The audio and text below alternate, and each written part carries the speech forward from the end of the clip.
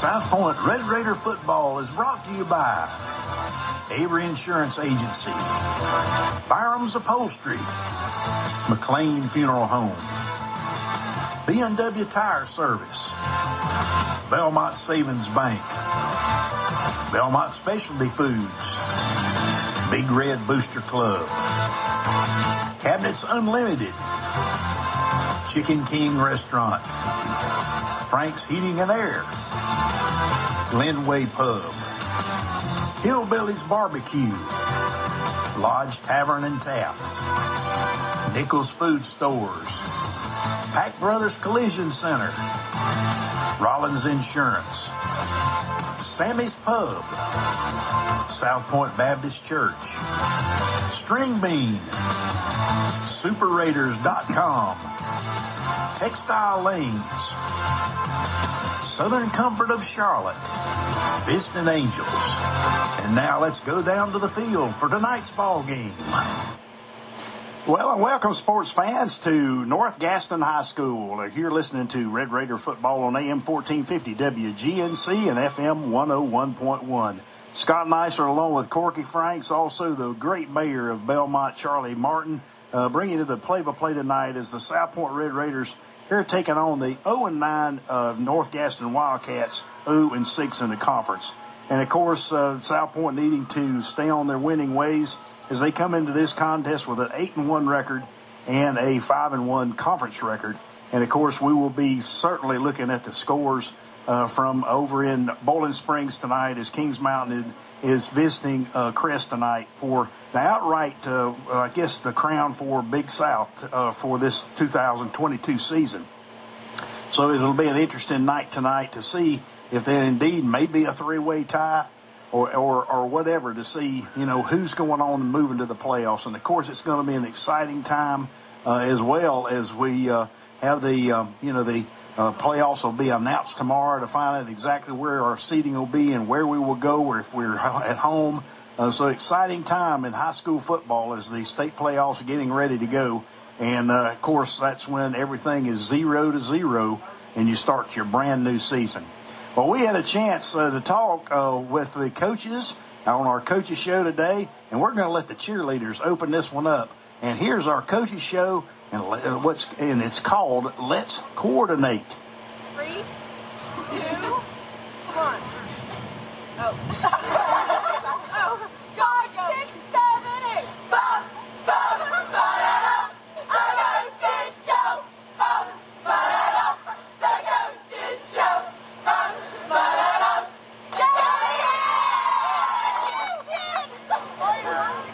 All right, hello again, football fans. Corky Franks here. It's not Coach Hodges, Coach Andrews. Coach, it's been a couple weeks. How you been? Good, man. I hope you are. I'm doing great. You know, I took a couple weeks off. I've been down at the middle school. Those guys just won the county football championship. I hadn't been around since the Kings Mountain game. You know, we don't want to talk about that. It's been a while back. But what a great chance to learn and get better finishing out the regular season, getting ready for the postseason. Yeah, a lot of video study off of that one. I was really frustrated with myself more than anything on that game. Should have made more adjustments and didn't. But also, we didn't play like we were capable of playing in that game. And you can't give up chunk plays and stuff like that. You got to make tackles when you're supposed to. And we have a lot to learn from that. Hopefully, you know, we'll see what these playoff brackets look like here in a couple days. But, like, we might have a chance to play these suckers again. You never know. You never know. You know, I was talking to Coach Gibson yesterday at practice, and tonight for the JV game, he's going to implement a couple of screen passes and spot passes out of the backfield. And that's something that Kings Mountain was really successful at, Crest was successful at. You know, why is that play so successful, not just in, you know, middle school, pop water, especially in high school? It seems like every time you turn around, a spot pass or a screen pass or a tunnel pass or tunnel screen, whatever you guys call it, it seems like that play always goes for at least 7 or 8 yards, sometimes even longer. Why is that so effective?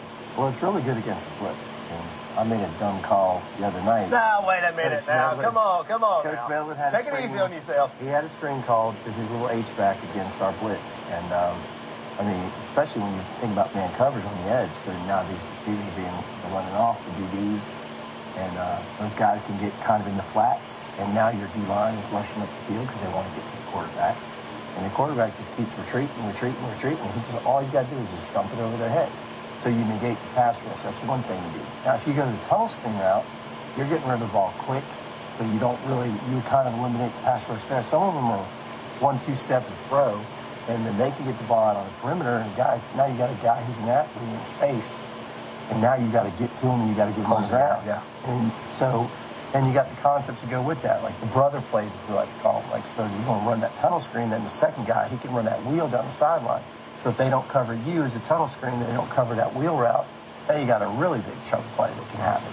So there's a lot of, you got to teach what coverage you're in, who has to play the flat, who has to play the deep, and you got to make sure that if they know that the coverage changes, that they know the responsibilities change. Is that something you guys work on? Let's say you're going to play Crest 3 weeks from now. Is that something you have to start implementing in small chunks leading up to the week, or is it something you just have to wait till that specific week to work on? Because that's a tough scenario. Those are good concepts. Coach Hodge and I have been together a long time. People don't realize how long we've been coaching together. I'm not trying to say he's old or I'm old or anything like that. Just say we've been together a while.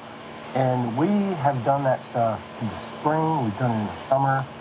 Because you're going to see multiple teams that use the same concept. So why not work on it? And that's kind of what we do. We work on that. You know, you pick a week where you work on, believe it or not, the option. You pick a week where you work on kind of a spread passing game. And somebody who's in the spread is going to have either air raid concepts, or they're going to have these, you know, spread out the field and make everybody guard 53 and a third and just give the ball to their athletes in space. You work on that stuff whenever you get an opportunity. Well, tomorrow night you guys are playing North Gaston. I know you've been working on schemes to stop them. You know, regardless of the opponent, whether it's a North Gaston or Crest or Ashbrook or Kings Mountain, you guys pretty much have to prepare every week like you're playing in the 4th or 5th round of the playoffs, right? Yeah, our players were probably really upset with me yesterday, but that's okay because I was upset with them. Well, it makes you better. I told them that we're supposed to be practicing against our best. And it's not, you're not playing against North Gaston, you're playing against whatever your best is. And that's the only way that we can get better as a team. We're trying to do that so we can get into the playoffs. And, you know, we want to hit the ground running. We want to be at our best when we get the first matchup. And that's kind of the mantra. Every week you got to get better. If we're not, you know the old saying about you don't stay the same? Yeah. You get better, you get worse? Yeah. Well, that's exactly what happens. So we're trying to make sure we prepare so we can get better. That's what we're trying to do. Well, we touched on the Belmont Middle School team. You know, Chris Stowe, a former Red Raider, he's the daggone defensive coordinator right down the street. He put together a defense that shut out about 5 opponents in a row. And his nephew, I'm pretty sure, is Micah Stowe, who has 4 interceptions. I mean, is that something you're looking forward to? He's got this defense ready down the street. More guys are trickling in. You know, sooner or later, we're going to run out of Stows around here, I think. So, I don't know. I don't think so. You don't think so? Anytime soon. Maybe not. Well, regardless, he's getting them ready down the street. You're getting them ready here. Your team has about 13, 14 takeaways so far this year. How important is that, and how excited are your DBs you know, as far as playing against the pass? And everybody wants a chance to hold up that belt on the sidelines. They bought in. They are competing with each other to try to see who can make the next play, for sure. And we get what we emphasize. So we have a little phrase we talk about, tips and overthrows, got to get those. And, you know, we try it out with them at the beginning of the year. Some of them get it. Some of them don't know to repeat it back to you. And then the fumble recoveries. We were frustrated with Ashford game, Forestry game. We had some scenarios where we should have had another fumble recovery, and we didn't get it. So we went back to work yesterday, and we worked on, guess what, fumble recoveries. And so you want them to recover, not scoop it and run.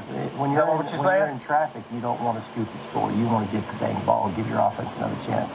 And that's the whole point. It's like, do your job, get the ball for your offense, let's get off the field. And, you know, we get what we emphasize. That's kind of the mantra there, too. It's like, let's get it done. So we've always been about turnovers and tackling, and we've always done that ever since Coach Hodge and I started doing this together. We've always preached that. That's been an awesome thing for, you know, you got a bunch of seniors on that defense, too. There's a few young guys, but, like, there's a lot of guys with a lot of experience, and they remember how those turnovers can change the game. You know, you turn the ball over 3 times, you shouldn't win the game. It's happened before. Right. You shouldn't. And it should be a chance for our offense to really put some points on the board if we can do that. Well, hopefully you guys play really good defense tomorrow night. Maybe get a couple takeaways and keep the offense on the field and keep letting those guys get better. Coach, I enjoyed it, as always. Good luck tomorrow night. Thank you so much. And now let's bring on Coach Justice. All right, football fans, I told you he's coming up. Here he is, Coach Justice, the offensive coordinator for the Red Raiders. Coach, how you doing? Doing good. Hey, listen, how you doing, Court? I'm doing great. It's been a while. I kind of start off like I did with Coach Andrews.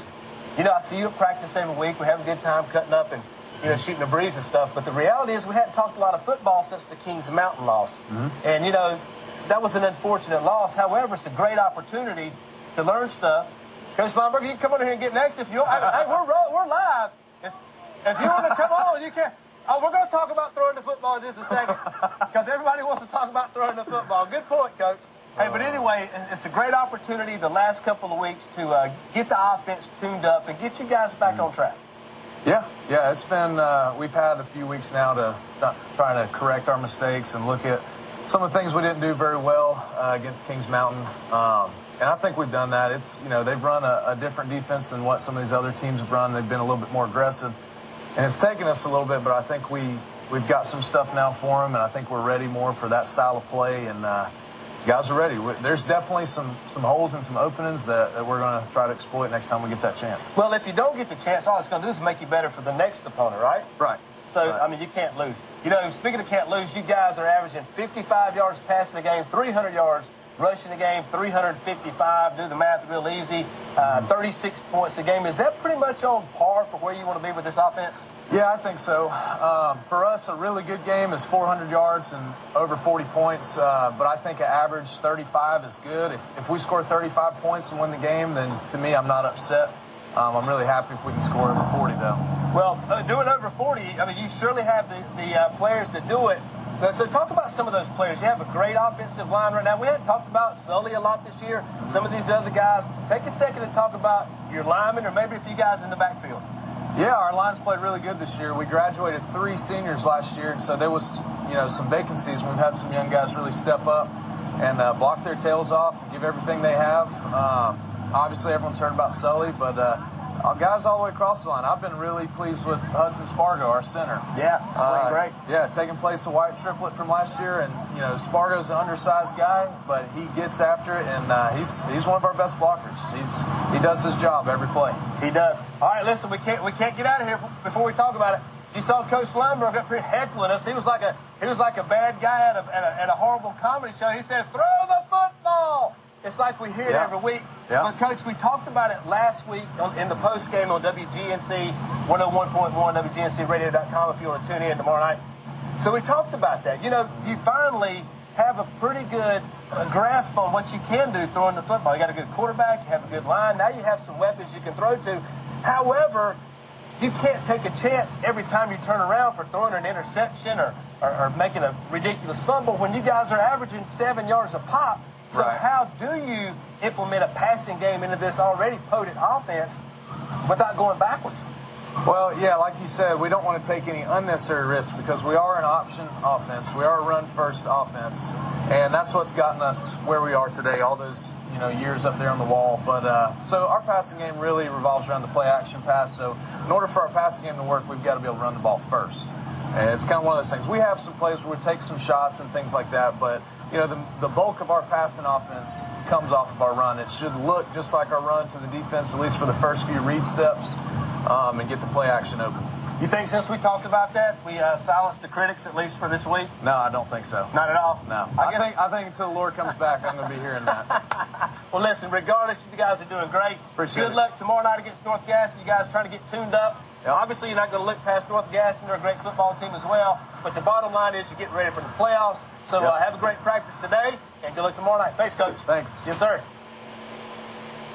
And that was Corky Franks as we got ready to go here on our pregame show here at North Gaston High School. It's the South Point Red Raiders against North Gaston. We'll be back right after these messages for more pregame activities right after this. You're listening to Red Raider football on AM 1450 WGNC and FM 101.1. you're looking for insurance for your home, auto, business, or life, Erie Insurance offers a range of services to meet individual or business insurance needs. Erie Insurance is available at Avery Insurance Agency. Call Mark Avery for a quote today for your home, auto, motorcycle, RV, and renter's insurance by calling 704-825-4134 or stop by our office at 210 North Main Street in Belmont. Erie and Avery Insurance for incredible deals on insurance.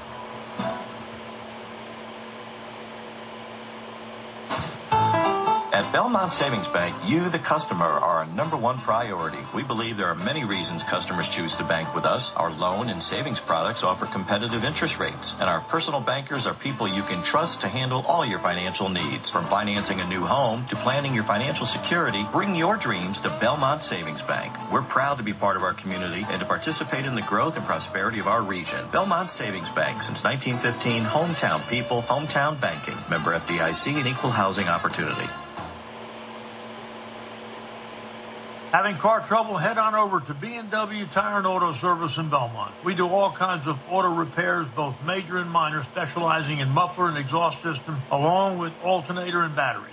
We do it all, including oil changes and tires and front-end alignment that will make your car last years longer.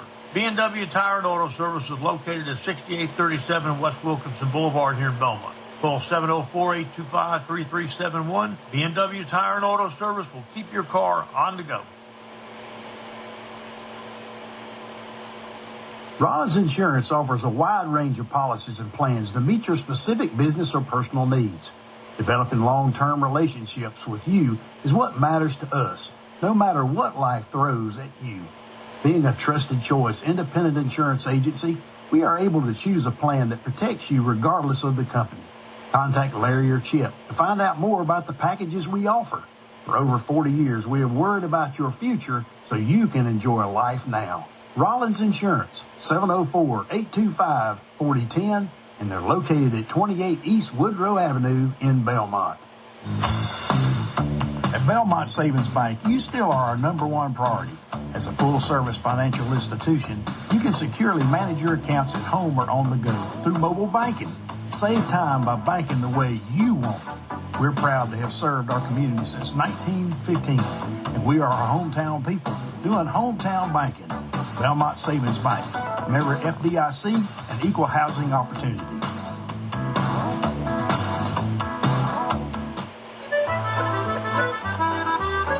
Since 1994, we have built a reputation for quality food, friendly service, and a great value. We are proud of that reputation and work hard to provide something for everyone here at Sammy's Pub. This place is a local institution. You haven't got a hold of this corner of North Carolina until you spend a few hours enjoying lunch or dinner, a hard-earned drink after work, or the company of a newfound friend. Welcome to the neighborhood at Sammy's Pub, 25 North Main Street, Belmont.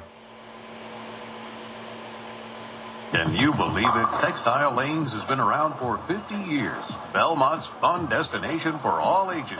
Textile Lanes is currently organizing youth and adult bowling leagues. In addition to bowling, Textile Lanes has a fantastic arcade and billiard room. The grill at Textile Lanes offers home-cooked specials during the week, like homemade spaghetti, old-fashioned cheeseburgers, delicious pintos, and many more. Try their lunch and bowl special. Tasty items from the grill menu and 2 games of bowling. Textile Lanes offers special rates for lock-ins and parties. Schedule a birthday party any day of the week. College Park Pharmacy is in the same building with a variety of home health care supplies, gifts for all ages, Simply Southern apparel, and of course a great selection of South Point apparel. They accept most insurances and welcome your business. Textile Lanes, The Grill, and College Park Pharmacy, all located at 680 Park Street in Belmont near I-85. Come visit soon and go Raiders. Proud supporter of your South Point Red Raiders football team is Frank's Heating and Air. Great service, competitive prices. Give them a call at 704-829-7433. Did it feel not quite right this winter in your home? When your furnace goes clank, call Corky Franks. Did the AC unit have to work a little too hard this year? When your AC goes clank, call Corky Franks. 704-829-7433. That's Frank's Heating and Air, a proud supporter of your Red Raiders. And we're back here at North Gaston High School here in Dallas, North Carolina. You're listening to Red Raider football on AM 1450 WGNC and FM 101.1. Well, we got you, Corky. You got me now. Oh, there you go. I wasn't sure we hadn't tested it yet, but once again, the Red Raiders 8-1 coming into it. The 0-9 North Gaston Wildcats. There's not a whole lot of suspense in this game, wouldn't you think? Well, on paper that's the case, but you never know. It's Friday night football. Anything can happen. You got to remember, North Gaston played pretty well a couple weeks ago against Hunter Huss, only lost 22-15. And we talked about during the Hunter Huss game how great of the athletes, the great program Hunter Huss had. So, these guys can play with just about anybody. It all depends on if they're up for the challenge. And you know how it is when you play in South Point on Friday night. South Point always has a bullseye on their back, so you got to expect the best out of North Gaston. They don't have anything to lose tonight. Well, and that is the truth because of the fact of the matter. They could be a spoiler in a situation like this, but this North Gaston team, we talked a little bit about it. There's really gotten pretty shorthanded. There's been 4 or 5 that have been scratched from even the roster, Corky. So we won't be seeing a lot of them. One of the running backs, which was really good for this year, Isaiah Banks, is not going to be playing tonight. So they're going to be shorthanded, and you really sort of can expect a pretty good route tonight for the Red Raiders, I think. Absolutely. We're getting ready for the opening coin toss. The captains are going to get ready to blow the whistle and head out here to midfield. You guys ready? Of course, we're ready to go. What do you think about that coaching show? Wasn't too bad. Guys did a good job, didn't they? Oh, you did a great job on that one. That was great. I wasn't talking like about me. I was talking about the coordinators. I thought the cheerleaders did a good job in opening the thing up. I've got something better for you about the cheerleaders. We'll talk about it after the coin toss. Oh, that sounds good. Well, we'll take it down to the field and see if we can finally break that string of not getting the coin toss. It's been 2 in a row, I believe.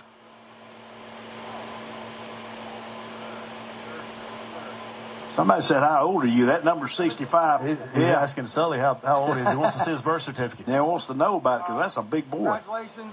Thanks for the end of the season. Nice crisp night for football. You guys got one job as captains other than having fun playing football. You got a teammate that gets out of line, gets to them before we do. Help us keep them under control. Got that? Your job is to play football, have fun. We're going to officiate and hopefully not get hurt. Your coaches are going to yell, scream, and hopefully they have a good time too. Deal? Deal? Shake hands for me.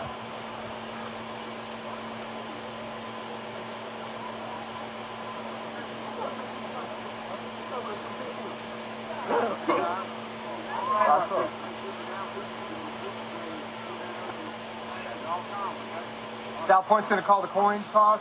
I'm going to show you the coin. The eagle is head. Eagle's head. Parachute tails. Parachute tails. Tails. What do you call? Loud enough for him to repeat it. What did he say? Oh, it's tails. It is head. You won the toss. You want to defer and kick the Wow. Lost 3 in a row. Wow. Isn't that something, Corky? Yeah, that's something else. So let's see, did they elect to receive the first time or defer? And see, they'll indicate it right here. Oh, yeah, so they have elected to defer. North Gaston did. Huh. So I guess they're going to wait and get it the second half. But 3 games in a row, of course. We had a pretty good streak there at one time, didn't we? Yeah, we had about a year and a half long streak, right? Yeah, that's just about right. That's for sure. Hey, here's what I was going to tell you about the cheerleaders, right? Yeah. So everybody wants to be on the coaching show, especially the cheerleaders. They're always around practicing, about the time we're interviewing these coaches and stuff. So yesterday, we talked about the South Point having a target on their back. Now we have the cheerleaders who played in the Powder Puff football game a couple weeks ago. One of the cheerleaders wants to have a showdown with Patrick Blee next week. She says she's a better quarterback than he ever thought he could be. So I think we're going to try to put a nice piece together next week with maybe some of the cheerleaders and the football players and try to end this discussion because these girls think they're way better than the football players. Oh, wow. Isn't that something? And talking about an 8-1 team, I'd put them up against maybe North Gaston now. But, you said it, I didn't. Maybe they can score. Who knows? Well, Charlie, you want to do your shout out as the Red Raiders have gotten over on the sideline and we await the North Gaston Wildcats arrival onto the field. And so you go ahead and give your shouts out. I will give my shout outs. Ken Miller, Bobby Corn, Willie Langley, Danuta Holler, Bill and Audrey Hannon, Jimmy Big Daddy Lay, Ronnie Cheatham, Choosy Bars.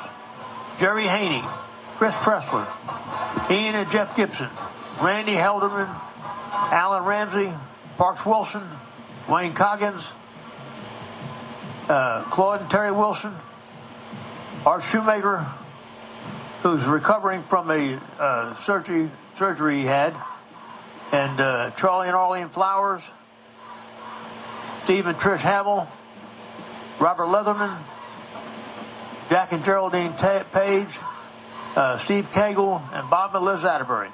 All righty, sounds good. And I'll tell you a special shout out to Art Shoemaker. I know he's going to be listening in tonight for sure, and certainly glad that he's on the recovery. And maybe there'll be no more pain in that knee. Let's hope that. Yeah, I want to mention that George Kitchen passed away too. Oh, yeah. Coach Kitchen. Well, tell a little bit about that. He was a great guy, good friend of mine. Just went in the Hall of Fame last year, Belmont Sports Hall of Fame. All right. Well, it sounds good. Well, here we are getting ready to kick off, and North Gaston will be kicking off, and the kicker tonight will be Dylan Beam. He's the normal punter, but I think he does a onside kick situation, and they're going to do the same thing. And we recovered at the 49-yard line. And let's see who that was. Number 64 for the Red Raiders. Dylan Owensby got the ball at the 49. Dylan Owensby. Charlie, you were talking about Art. He called me this afternoon. I can tell you now he's doing a whole lot better because I couldn't get him off the phone. He kept talking and talking and talking. I kept telling him I had somebody beeping in. He wouldn't listen to me. I could barely get him off the phone. He said he's going to tune in tonight. I hope he's listening. And he's recovering, doing pretty good. That's wonderful. All right, the Red Raiders, and here goes Will Ross carrying the football, and he's going down the line all the way down. He may run for a touchdown. He gets all the way down to the 4-yard line before he gets forced out of bounds. Okay. You guys aren't going to believe this, okay? You're going to have to do a lot of running today. No, I'm not. I'm going to run tomorrow at Crowder's Mountain at about 8 o'clock. Crazy story. I was in the field house this week right before we did the coaches show. Will Ross, he walked up to Coach Hodge. He said, "Coach, can I run the football this week?" He said, "I'll tell you what I'll do. I'll let you run the first play of the game."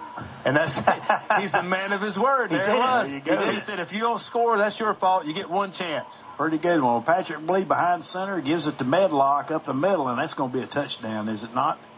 Oh, he got tackled at the 1-yard line. So 2 plays and 51 yards already, or actually 50 yards, because they're at the 1. Already in this beginning of the game against North Gaston. All right, so the Red Raiders, second down and goal for them at the 1 of North Gaston. Patrick Blee behind center. And there's to give to, he stopped him that time. Medlock maybe lose a half a yard on that particular play. Wow. He read that one pretty well. I think Patrick Blee will probably decide to try to keep the option this time because he scored 3 touchdowns last week.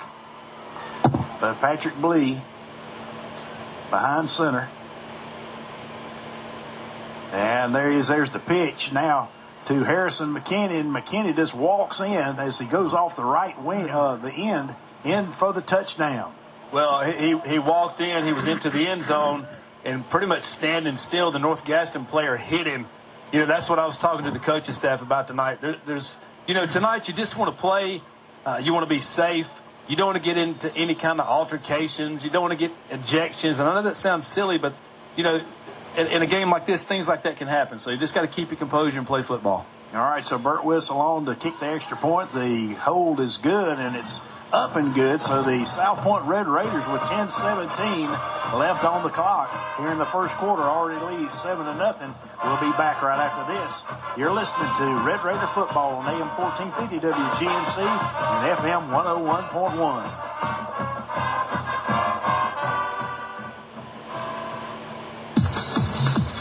ISI Elite Personal Training opening at 974 South Point Road next to Domino's. Get 7 days free. Results you deserve. Join today. Iron sharpens iron. Call 704-618-6020 and get the results you deserve. Big Red Booster Club is the fundraising arm of the South Point High School Athletic Department. but it also serves the school as the community leader in volunteerism. It's the community that serves the campus community. With meetings held on the first Monday of each month, this is your voice in creating great experiences for every student on campus. Memberships start at just $10. Find out what your $10 can do by logging on to BigRedBoosterClub.org. That's BigRedBoosterClub.org. Support the Red Raiders and go Big Red. All right, so Burt Whistle's going to kick it away, and it's going to roll back into the end zone as it dropped around the 5-yard line. So he missed it just a little bit. That thing looked like a UFO was going sideways, didn't it? Yeah, that's it. So the North Gaston Wildcats will take over 1st and 10 on their own 20-yard line, and gosh, it didn't take even, it took a couple of minutes to, or not quite 2 minutes to score for the first score of the night for the South Point Red Raiders. Yeah, and you know, obviously on paper you wouldn't think there's a lot to talk about tonight, not a lot of storylines to follow. You just want to keep the kids healthy. You know, we're probably going to see a running clock, you know, probably not too far from now. You know, you just want to stay healthy, get some kids some playing time, keep your composure, play football. All right. I think the band's probably going to give us more excitement tonight than anything. Well, and finally, it was so quiet down there. I was afraid that you weren't even connected, but you were doing pretty well. But you know, fairly good crowd for South Point. But you know, I think most of the fans are really saying, "Hey, this one's kind of in the bag." You know, it kind of is. But you know, I think the stands are 90% full. I mean, you guys got a good vantage point. I'm looking right here behind me. Pretty packed house here for South Point. Yeah, it's not typical. Too bad. Band takes up one section of it, though. But anyway, a pretty good turnout.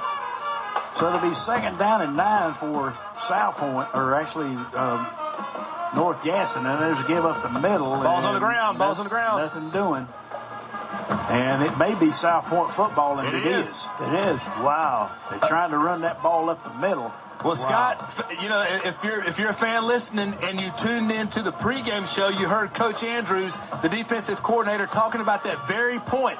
You know, 2 times in the last 2 games, South Point has tried to pick the ball up and run, trying to get 6 points on the board in traffic, and they preached it this week. They went over it a ton, fall on the football in traffic, and get a recovery, and that's exactly what happened. All right, so the Red Raiders take over on the North Gaston 19-yard line, and can we score within, I guess, 4 or 5 minutes into the, once again, within the first 4 or 5 minutes in the first quarter, scoring twice. All right, there's Patrick Blee on the quarterback keeper, and he's going to gain at least 10 yards, and he keeps on going down, and I think he got to the 4-yard line. 4-yard line, yeah. Well, look, Will Ross walked over here. I can't talk to him on the radio, but he can listen to me.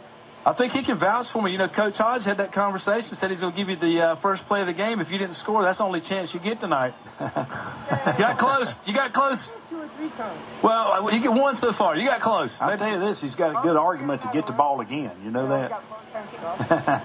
All right, so it's 1st and goal for the Red Raiders on the 4-yard line of North Gaston. He said they might run a punt back. Oh, there you go. All right, and there's Patrick Blee, gives it to Medlock. Medlock goes in for the touchdown, and it's all of a sudden now 13-0 here with 9:19 left to go in this first quarter.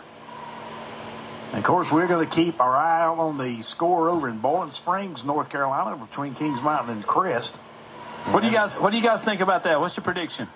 You know, it's really hard to say. I've always been sort of thinking that Kings Mountain was going to, Crest can be somebody that can beat them.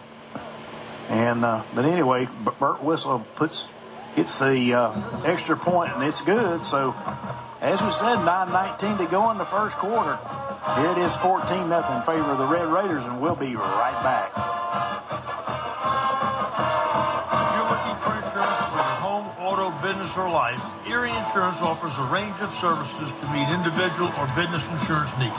Erie Insurance is available at Avery Insurance Agency. Call Mark Avery for a quote today for your home, auto, motorcycle, RV, and renter's insurance by calling 704-825-4134 or stop by our office at 210 North Main Street in Belmont. Erie and Avery Insurance for incredible deals on insurance.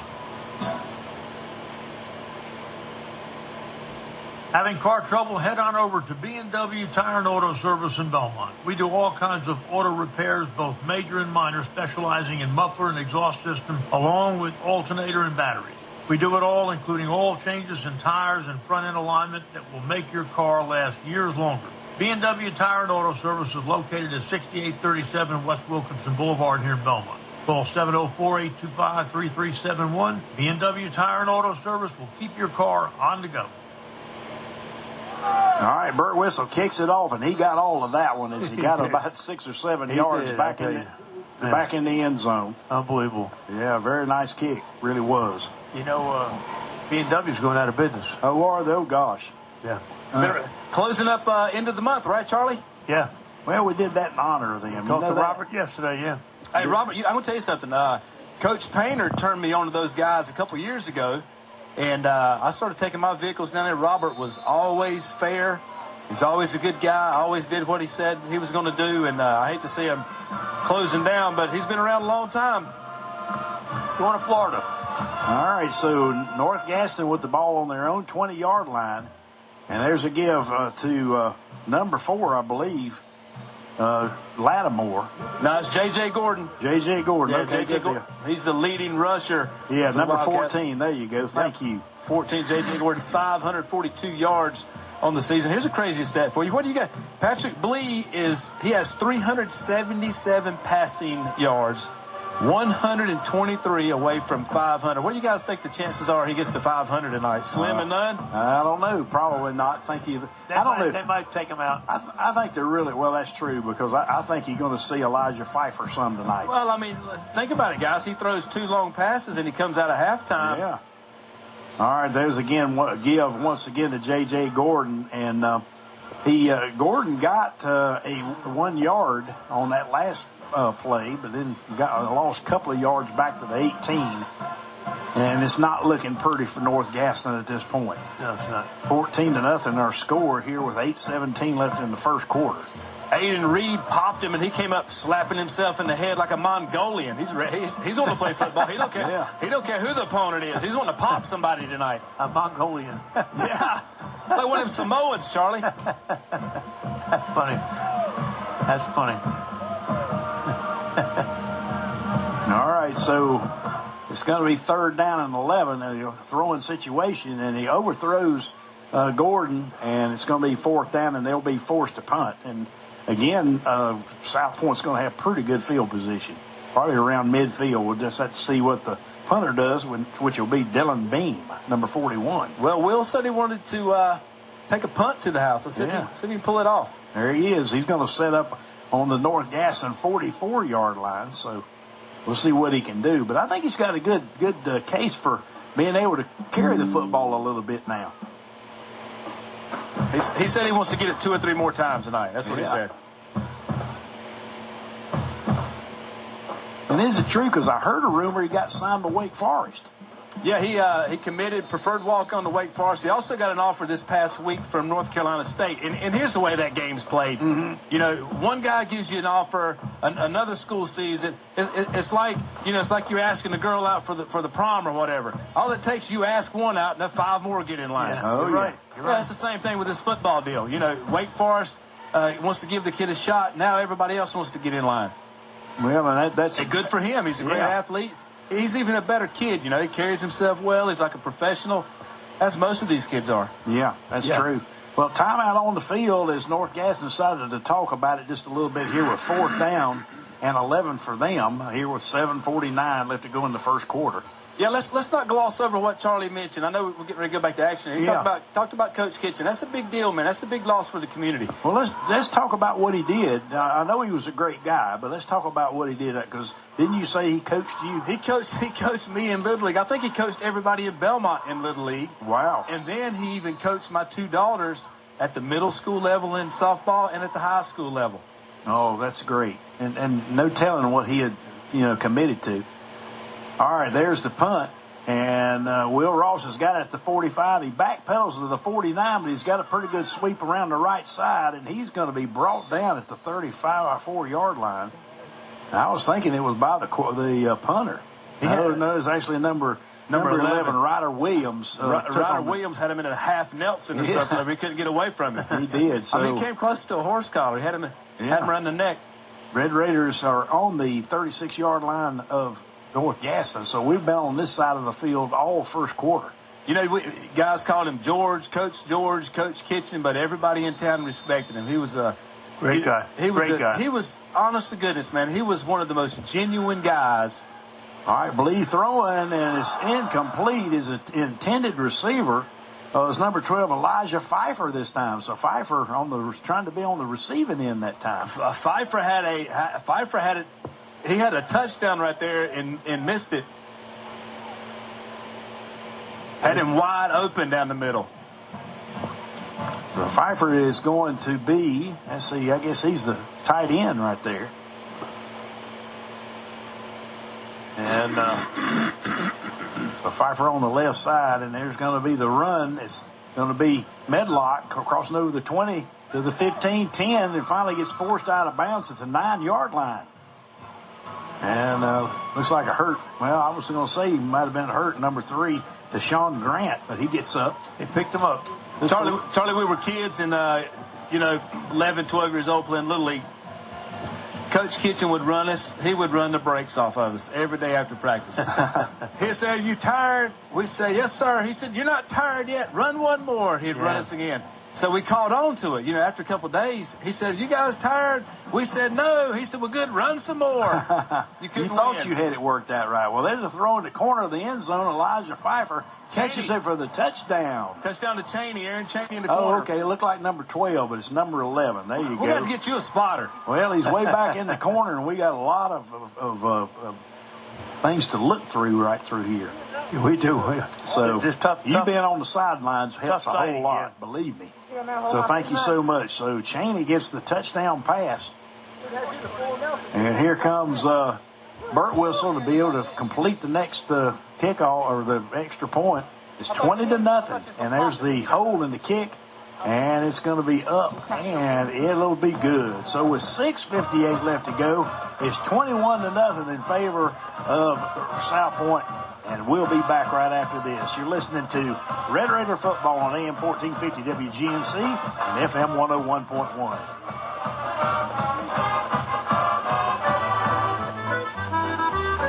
Since 1994, we have built a reputation for quality food, friendly service, and a great value. We are proud of that reputation and work hard to provide something for everyone here at Sammy's Pub. This place is a local institution. You haven't got a hold of this corner of North Carolina until you spend a few hours enjoying lunch or dinner, a hard-earned drink after work, or the company of a newfound friend. Welcome to the neighborhood at Sammy's Pub, 25 North Main Street, Belmont.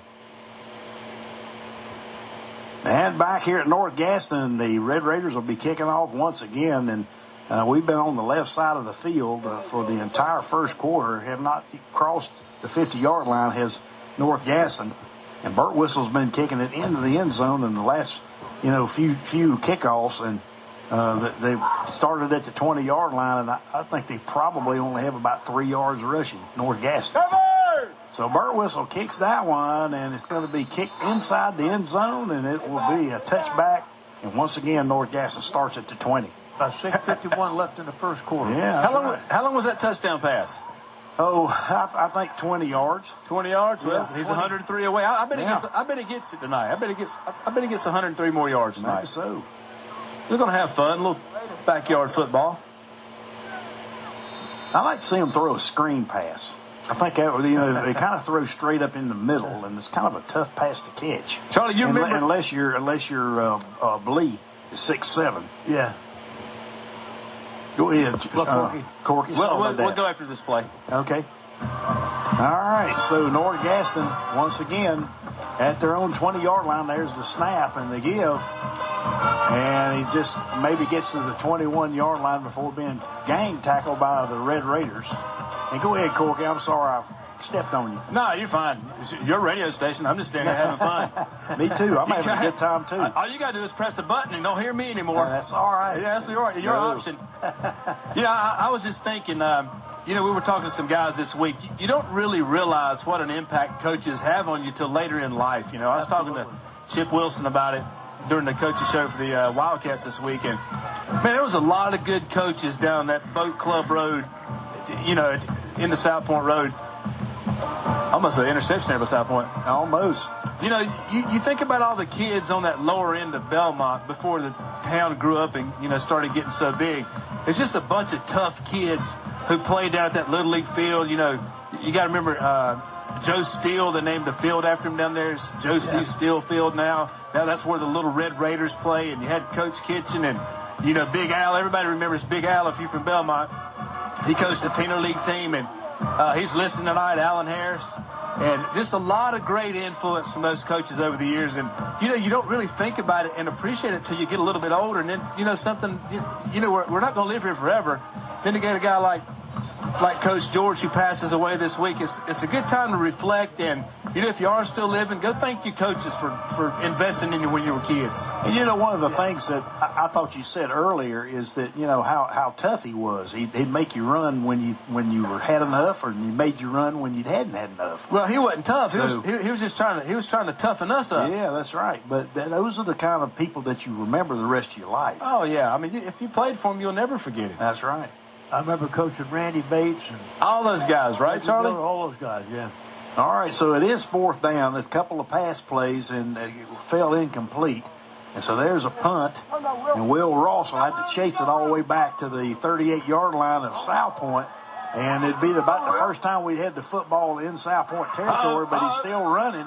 And he crosses over the 50-yard line to the 49 of North Gaston. I thought we had a block in the back here on that first one, but no flag came out. He did his best to juke and jive, couldn't get away. Wow, that was about the 50. I tell you what, there was so much juking and jiving down there as y'all had described. Hey, listen, Charlie's influenced a lot of kids in Belmont. Charlie's coached a lot of kids. I played for Charlie. You did, sure did. Did you get to play any? He didn't have no choice. I was good.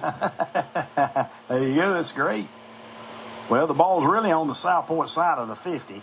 And now Blee's back to throw to his brother, and it's going to be caught. And there it is. Touchdown, Red Raiders. I told you he's going over 500 tonight. I told you he was. There you go. Oh, man. Look That's a 60-yarder, right? That's it. 50-yarder. 50-yarder? 50-yarder, yeah. Jackson Blee. And, boy, that's been a connection all season long. What's he got right now? About 70 yards passing tonight? Yeah, I believe that's right. Pretty close to it.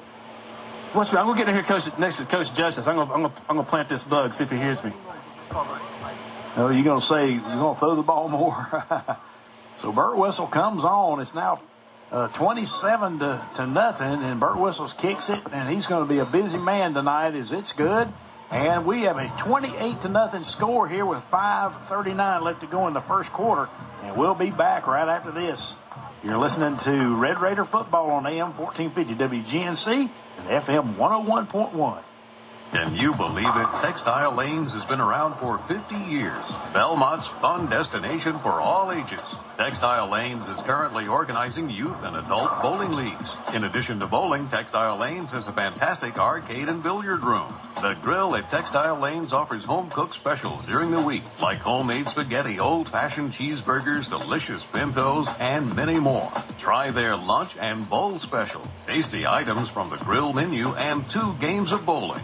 Textile Lanes offers special rates for lock-ins and parties. Schedule a birthday party any day of the week.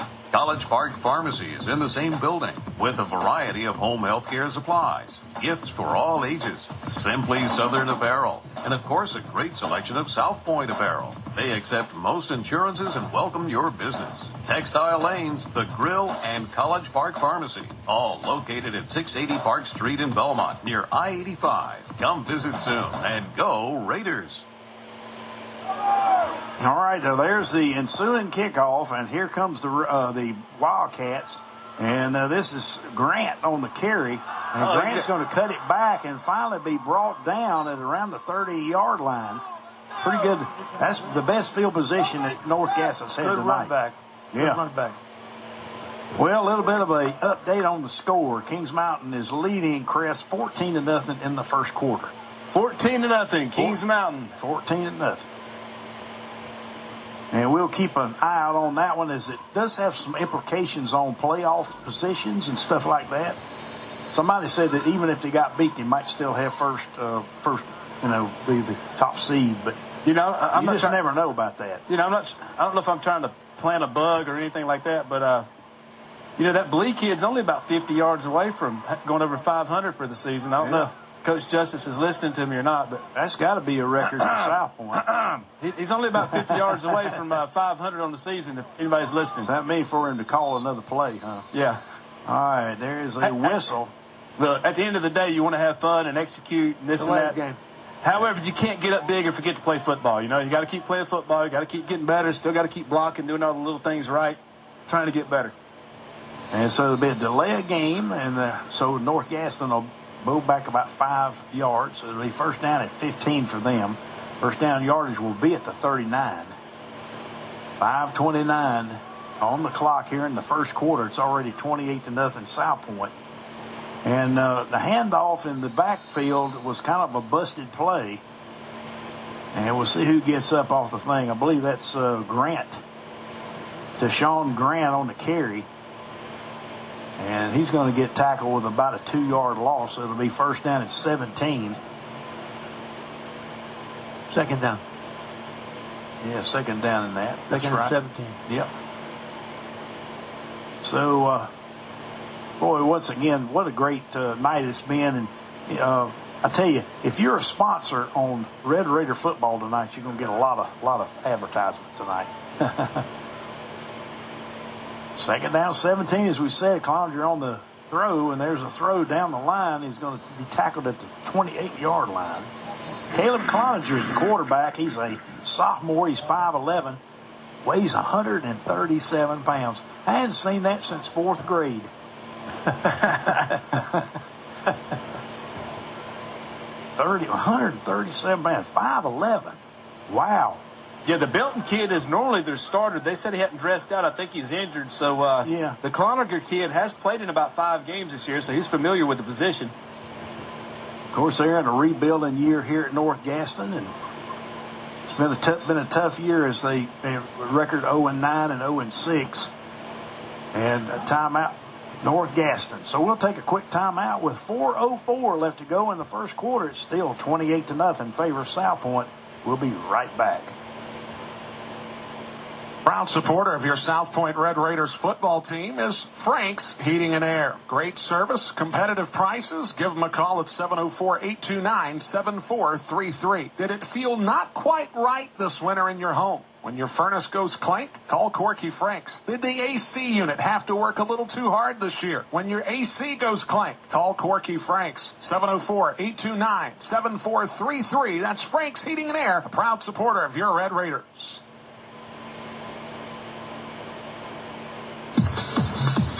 ISI Elite Personal Training opening at 974 South Point Road next to Domino's. Get 7 days free. Results you deserve. Join today. Iron sharpens iron. Call 704-618-6020 and get the results you deserve.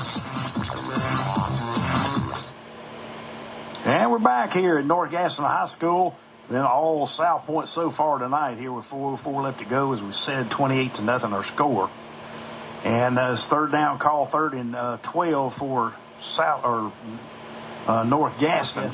Yeah, as Cloninger talking it over with the head referee there for a minute. And back in the to the right of him, looks like number 5, Caleb Gordon. And so 3rd down and 12. It's a throwing situation for Cloninger, and he's looking back to throw in the middle of the field, and he's going to be sacked by number 54, Winter Kincaid. Wow. Man, he was He's unscathed. been playing pretty good ball, too. You know, Winter Kincaid. Yeah. Yeah, he's been coming on tough. Coming on pretty tough the last couple games. I don't think anybody blocked him. I think he just went unscathed all the way back there to tackle him. All the way straight in. Well, it'll be 4th down, and then once again, Dylan Beam, the punter, will have to come back in. He's going to set up at about the 7-yard line to cut the punt. And I'll tell you, Will Ross is going to get a workout tonight too, as he'll be standing at the North Gaston 45-yard line. Well, we got Micah Stowe in here now. Yeah. You know, I'm not going to really like it whenever they move to the other side of the field because they've got a chain link fence in the way. But let's see. Oh, he's going to let it go. And it's going to be down at the 49-yard line. Well, they put Will up on the line and gave Micah Stowe a shot, and he's mad because he didn't get a chance to return it.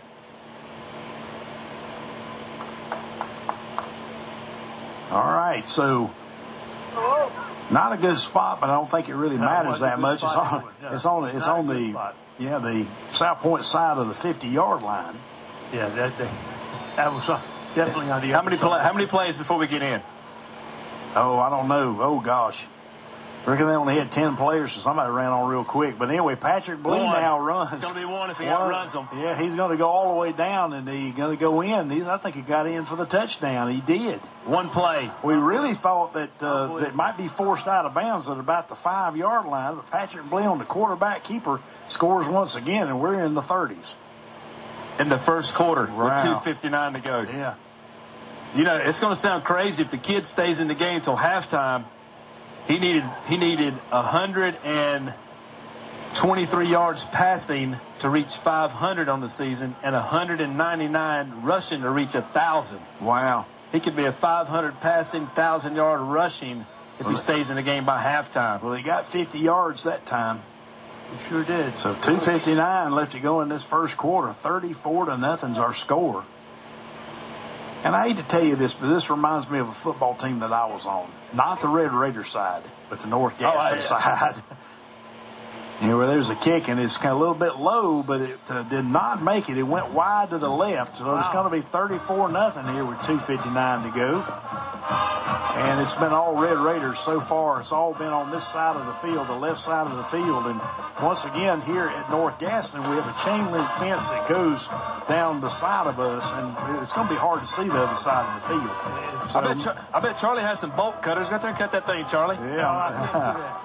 Maybe it will be, but we'll keep it right here and talk about some things. And once again, let's talk about this just a little bit. How long do you think the starters stay in?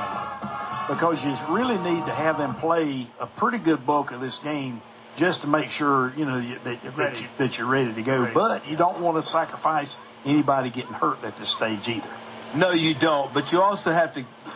I don't think you can just jerk the guys out because of the score, because they're not running plays to run the score up. They're just, you know, running routine plays. Yeah. Now, granted, we threw the ball a couple times, you know, this first quarter, but that's something they've been talking about, working on, getting ready for the playoffs that start next week. You know, they know they have some options, so why not practice a few things tonight? But, you know, it's 34-0 with 2:59 to go in the first quarter, not the first half, the first quarter. But you still got to keep playing football. I'll tell you what, now that kick, he got all of that one, and it got back about 5 yards into the end zone. And, you know, let's just discuss that. What an attribute it is to have a kicker. It is. And I think we harp on it a lot, but, gosh, when everybody starts at the 20-yard line, or you have somebody that has to just do a pooch kick because you don't want anybody to run it back, that's about a 15-yard advantage. Well, we talk about it a lot because it's a great weapon for this football team. You know, just like we talk about Patrick Blee being a great weapon, you know, on offense, or Will Ross, or Chance Ford, or Winter Kincaid.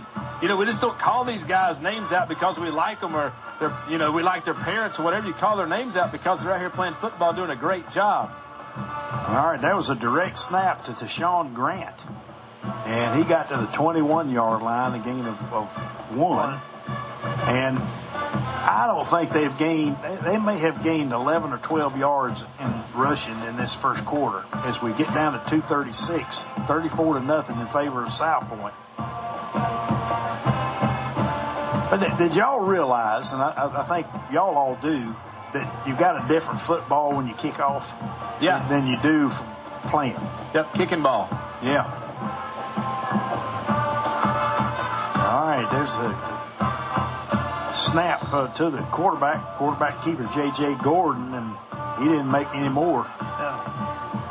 No Coach Tate on the sidelines tonight. No Coach Devine. No Coach McQuarter. We don't have anybody down here.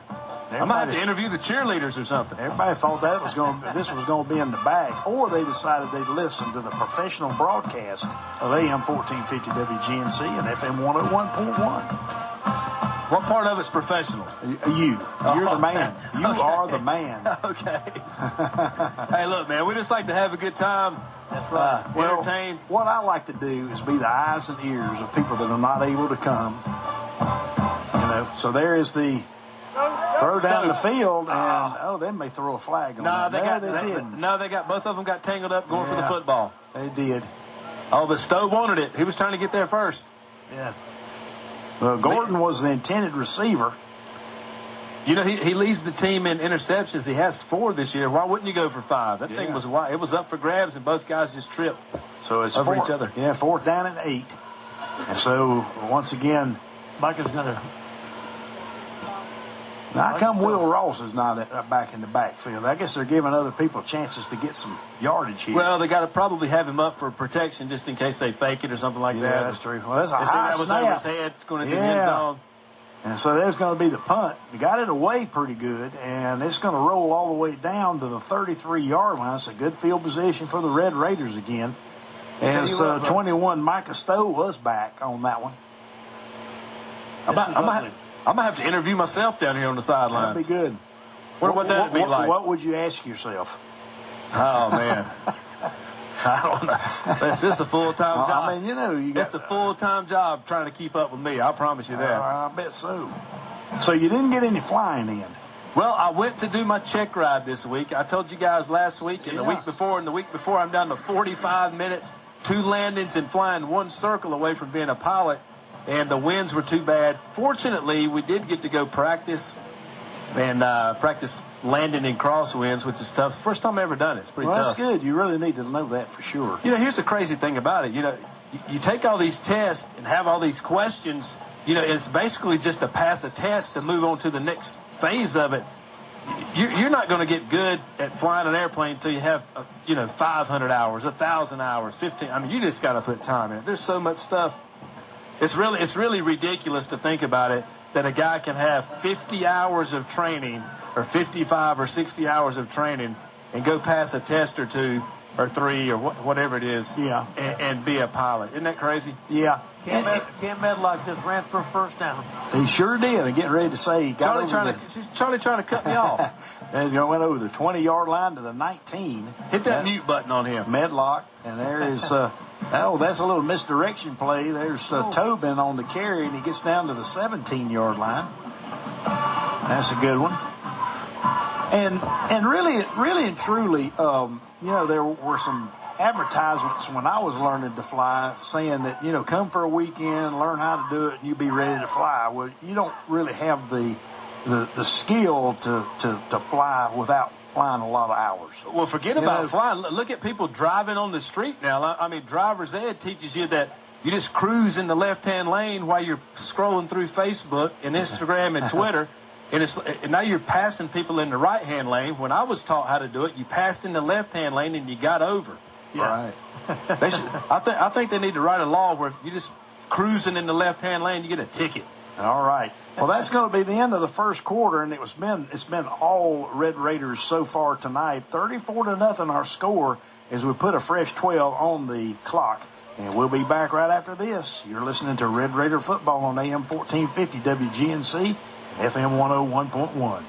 Big Red Booster Club is the fundraising arm of the South Point High School Athletic Department. But it also serves the school as the community leader in volunteerism. It's the community that serves the campus community. With meetings held on the first Monday of each month, this is your voice in creating great experiences for every student on campus. Memberships start at just $10. Find out what your $10 can do by logging on to BigRedBoosterClub.org. That's BigRedBoosterClub.org. Support the Red Raiders and go Big Red! You love your favorite old furniture, but you've noticed a few pieces are looking kind of shabby. Well, it's time to call Byram's Upholstery and make that favorite old furniture look brand new. Why buy pricey new furniture when you can have yours redone at Byram's Upholstery? Hey, and you can also protect your good furniture with slipcovers, custom made by Byram's. Byram's Upholstery, 709 South Main Street in Belmont. Call them at 704-825-8648.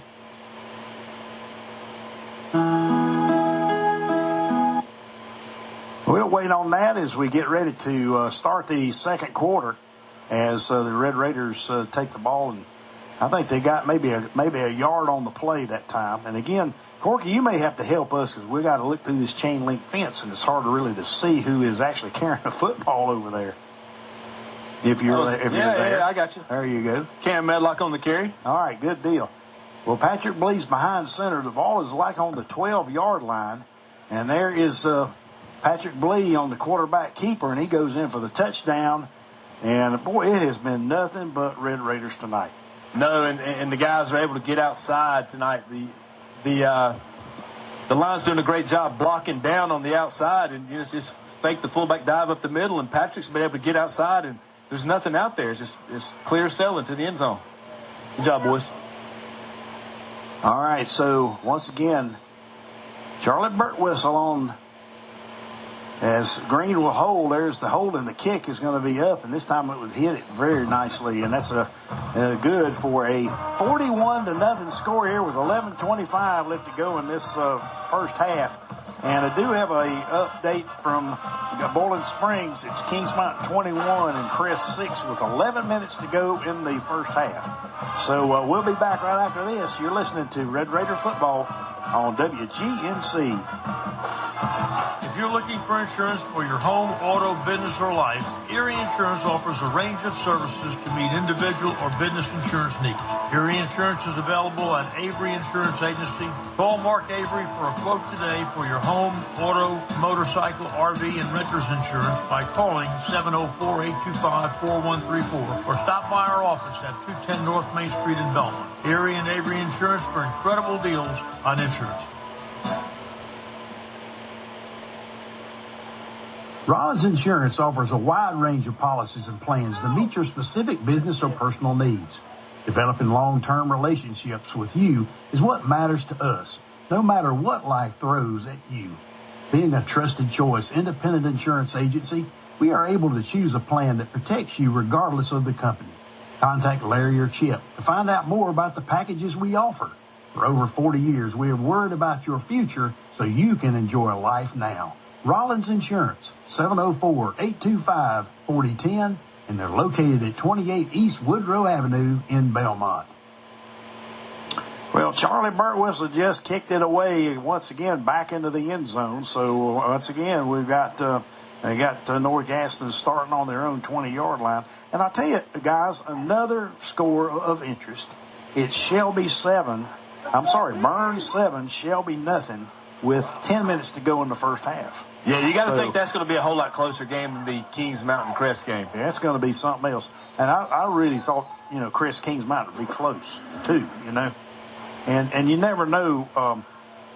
Shelby had a big lead on Crest early, and then Shelby won, I think, 51-49. So Crest can't count Crest out till the opening thing. Well, there's going to be a interception. Wait! They're going to get That's right. Get the belt. They're going to bring the belt out. And Colby Hamilton's going to get the belt, and it was popped up in the air and it got intercepted. And let's see that ball. And I don't even think there's been a flag thrown tonight. Hold on, look at this. Kobe getting it, huh? They're enjoying it down there. Hold on, you got to give us more than that. Hold on. All right, so the Red Raiders take over, and Elijah Pfeiffer's now going to be the new quarterback. They have taken Patrick Blee out. Now let's see who's in the backfield. Medlock's still in the backfield. And there's the pitch to Medlock, and he's going to cross over the 20 to the 15 and out of bounds at the 11-yard line. So Red Raiders on the move once again, leading 41-0 with 11:06 left to go in the first half. Colby Hamilton, two receptions for 47 yards on the season, goes in on defense. First play thrown at him, he picks that sucker off. What about that? Yeah. The thing got popped up in the air. And I tell you, it's anybody's ball whenever that happens. So Elijah Pfeiffer once again in there, and there's a throw down the, and it's an incomplete. He had Harrison McKinney wide open. McKinney cut back to the inside, and his feet slid out from underneath him. Oh yeah, that was McKinney. Looked like he might have thrown it while he was on the ground, but I think the ground got just a little bit of that. Yeah, he threw it. It's like a post pattern. He threw it. He just slipped when he cut back. All right, second down at 10. Ball, as we said, on the 11-yard line of North Gaston. Now, you know what's going to happen next week, right? I don't know. All the fans are going to say, we need to throw it some more, right? All this throwing tonight. It looks good. It's fun. It's exciting. Well, guess what? Elijah Pfeiffer just scored on the option play to the left side. And what a great thing that is. The guy's been hurt all season long. We got to see him a little bit last week. He comes in now with the quarterback role and gets his first touchdown of the year. Now we got quarterback controversy now, don't we? Yeah, we do. All right, so Green getting ready to hold Charlie Burtwistle's kick, and there's the kick, and it is up and good. So it is 48-0 in favor of South Point here with 10:34 left to go in the second quarter, and we'll be right back. At Belmont Savings Bank, you still are our number one priority. As a full-service financial institution, you can securely manage your accounts at home or on the go through mobile banking. Save time by banking the way you want. We're proud to have served our community since 1915, and we are our hometown people doing hometown banking. Belmont Savings Bank, member FDIC, and equal housing opportunity.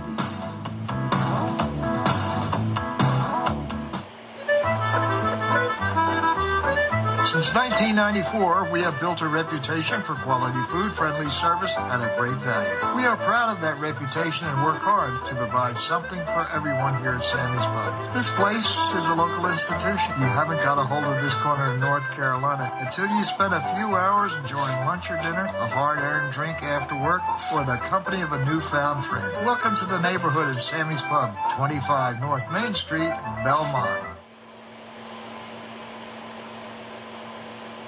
All right, so we are back as Burt Whistle getting ready to kick it off, and he missed that one. It's going to fall short. Let's see if they're going to get a return on it. And they are, as number 3, Grant, gets the football, but he's not even going to make it back to the 10 or the 20-yard line. He's going to get tackled at the 10. So you almost would rather it roll back into the end zone if you're North Gaston. So once again, they'll get a shot at it. And I do not believe they've got over 15 yards of rushing tonight. And so this has been all North Gaston. I feel sorry for these cheerleaders. They're at 48 leg kicks. Yeah, that would break me. Let's do this. Let's do this first time in radio history. How about we interview a cheerleader? You ready? Well, that'd be fine. Hannah, what's happening? How you doing? No problem. I'm doing great. How are you? I'm good. Are you tired? 48 leg kicks. I'm very tired. That amounts to about 150 overall. You want them to quit scoring? So that's a lot of work. You guys are working as hard as a football team. You know what? I love that they keep scoring. I'm all here for it. Go Big Red. But you know what? They don't get any respect. Don't get any respect. No. Listen, I'm giving them airtime on the radio station. Yeah. You kidding? Well, Here's Michaela. So yesterday we had them on the coach's show. I tried to count them in 3, 2, 1. So I learned something yesterday. These girls go on a 5, 6, 7, 8 count. They don't know anything about a 3, 2, 1 go. So what's up, Michaela? Hey guys, it's Michaela. All right. I got one thing to say to all y'all. Here's a little song, halftime performance. No, I got to cut her off. Let's get back to some football. She's got some character about her. I'm telling you. You got to listen. You put a camera or a microphone or something in front of the girls, they get out of control. I tell you, it's starstruck. Kind of like me. They're starstruck. All right, so North Gaston, it's now going to be third down. They've only gained about a yard with the 2 other possessions. She went off script on us, didn't she? Yeah. But I got to train. I'll train her up next week. We'll get her ready for the playoff game next week at home. But truthfully, I do want to say something about the cheerleaders.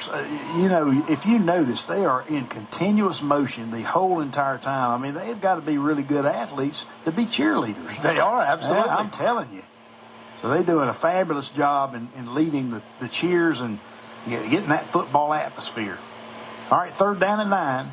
Ball on the 11-yard line. He fumbled it, and he's going to lay down on it at about the 5-yard line. So they'll have to punt, and they'll be punting from the end zone there. So I wonder if Coach Haas let me put a uniform on. Think I can slide out there, get in a play? He might can. I don't know. Even now it would hurt. And not necessarily you, but me. I mean, I'm 66 years old. I don't need to be out there. The smallest kid out there hit me, I'd probably buckle. I don't know. You're a real man, Corey. Break my ankle, toes. It wouldn't be pretty. The helicopter would be here hauling me off. All right, so Dylan Beam is back in the end zone. And they're trying to get in there to block it, but they didn't. And the punt's going to go and be caught at the 36-yard line by Micah Stowe. And Stowe's trying to get around the left side. Got one blocker. He got one blocker, and he's going to be forced out of bounds probably at the, 8 or 9-yard line? And he gave it his best shot. You know, we talked about it the last couple of weeks on these punt returns and things. The guys like to outrun their coverage. I mean, he's not the guy who's typically back there, but you got to give him credit. He did a good job. He danced around for a minute, gave his coverage time to get set up, and was able to return it to the 8-yard line. And, folks, we are on a running clock. Clock's now down to 6:21. So it just keeps on ticking. But it is first and goal for the Red Raiders on the 7-yard line. As we said, let's see, is Elijah Pfeiffer still in there? Yes, he is. Okay. And there's the give, there's the pitch. And that Tobin there, Tobin's going to go around the corner, and he goes in for the touchdown. He ended up tackling him about 5 yards in the end zone. That's the second time that's happened tonight. Yeah.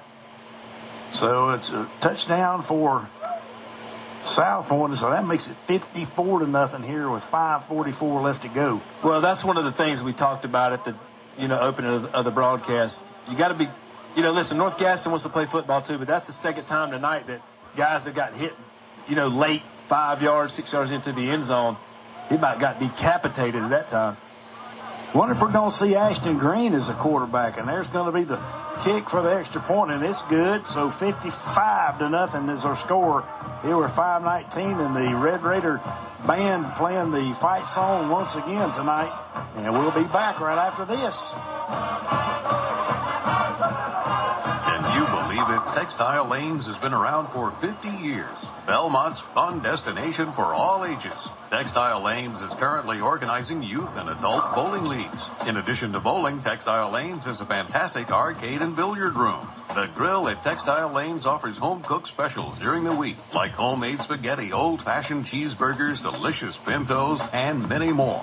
Try their lunch and bowl special. Tasty items from the Grill menu and 2 games of bowling. Textile Lanes offers special rates for lock-ins and parties. Schedule a birthday party any day of the week.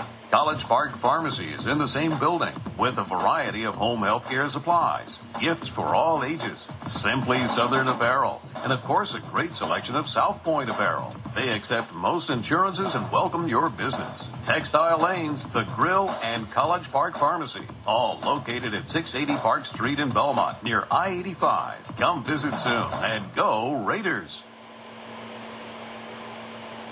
All right, and we're getting ready to kick it off. Burt Whistle, and he's back into the end zone once again.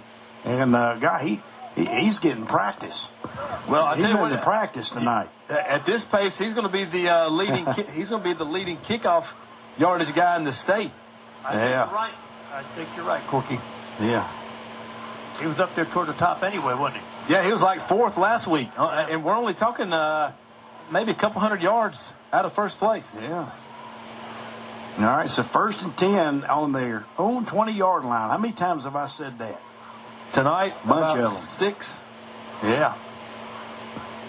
7, 8 times, maybe 8 times. Able to try to return something on the last kickoff, but only got to the 12-yard line. So 1st and 10 on their own 20, as we said, and North Gaston going from right to left on your radio dial, and there's the snap, and Cloninger gives it to J.J. Gordon, and Gordon's going to be tackled by maybe a yard or 2 gain. Now, I'll tell you the difference in my team and North Gaston's team is we would tend to have good Hail Mary plays, like you would throw a long bomb and be able to score that way. That's the only way we did it. And plus, we had the best punter that could punt on the run that you ever saw. Here's the crazy thing about tonight's game. Yeah. Crest put 73 up on North Gaston. Kings Mountain put 56 up. And, you saw what South Point did just the first quarter alone. They're already subbing guys in. I mean, you start putting 2nd and 3rd string guys in, you can't tell them not to score. You're not running trick plays. It's not like you're in baseball and you're double stealing and squeeze play and you're up 15 runs or something like that. I mean, it's just kind of a tough situation because you don't want to go in here and drop 80 or 90 points on somebody. That's a bad look. So, it's just a bad situation to be in right now. Yeah, that's for sure. Well, I mean, it's 55-0. It's not even halftime yet. Yeah. Wildcats got a first down.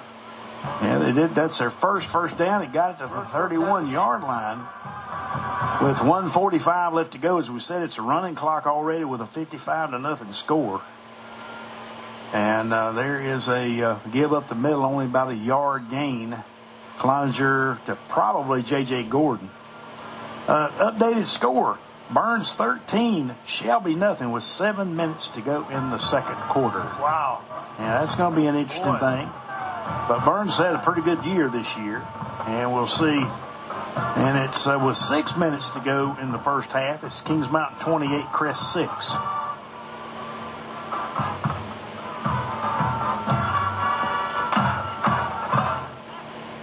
So 55-0 our score here is the clock ticking down right under 1 minute. We'll see if North Gaston can do something here in the waning moments of this first half.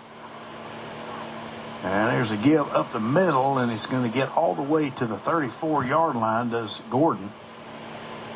Scott, you were bragging on the cheerleaders being athletes and such an integral part of not just the football program, but athletics in general at high school. Let's talk about this band. I mean, I don't know. Yeah.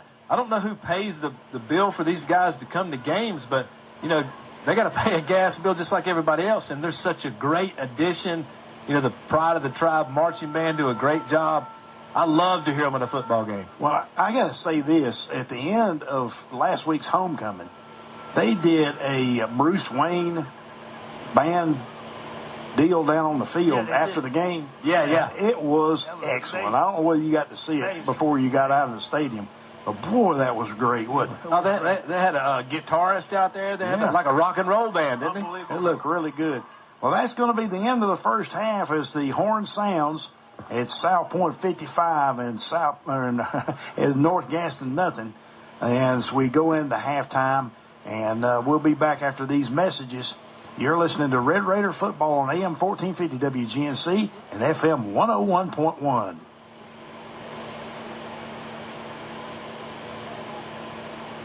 Proud supporter of your South Point Red Raiders football team is Frank's Heating and Air. Great service, competitive prices. Give them a call at 704-829-7433. Did it feel not quite right this winter in your home? When your furnace goes clank, call Corky Franks. Did the AC unit have to work a little too hard this year? When your AC goes clank, call Corky Franks. 704-829-7433. That's Frank's Heating and Air, a proud supporter of your Red Raiders.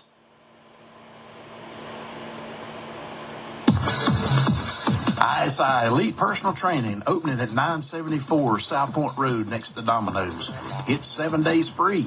Results you deserve. Join today. Iron sharpens iron. Call 704-618-6020 and get the results you deserve.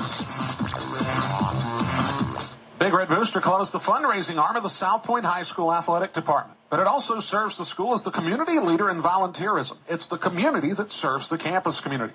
With meetings held on the first Monday of each month, this is your voice in creating great experiences for every student on campus. Memberships start at just $10. Find out what your $10 can do by logging on to BigRedBoosterClub.org. That's BigRedBoosterClub.org. Support the Red Raiders and go Big Red! You love your favorite old furniture, but you've noticed a few pieces are looking kind of shabby. Well, it's time to call Byram's Upholstery and make that favorite old furniture look brand new. Why buy pricey new furniture when you can have yours redone at Byram's Upholstery? Hey, and you can also protect your good furniture with slipcovers, custom made by Byram's. Byram's Upholstery, 709 South Main Street in Belmont. Call them at 704-825-8648.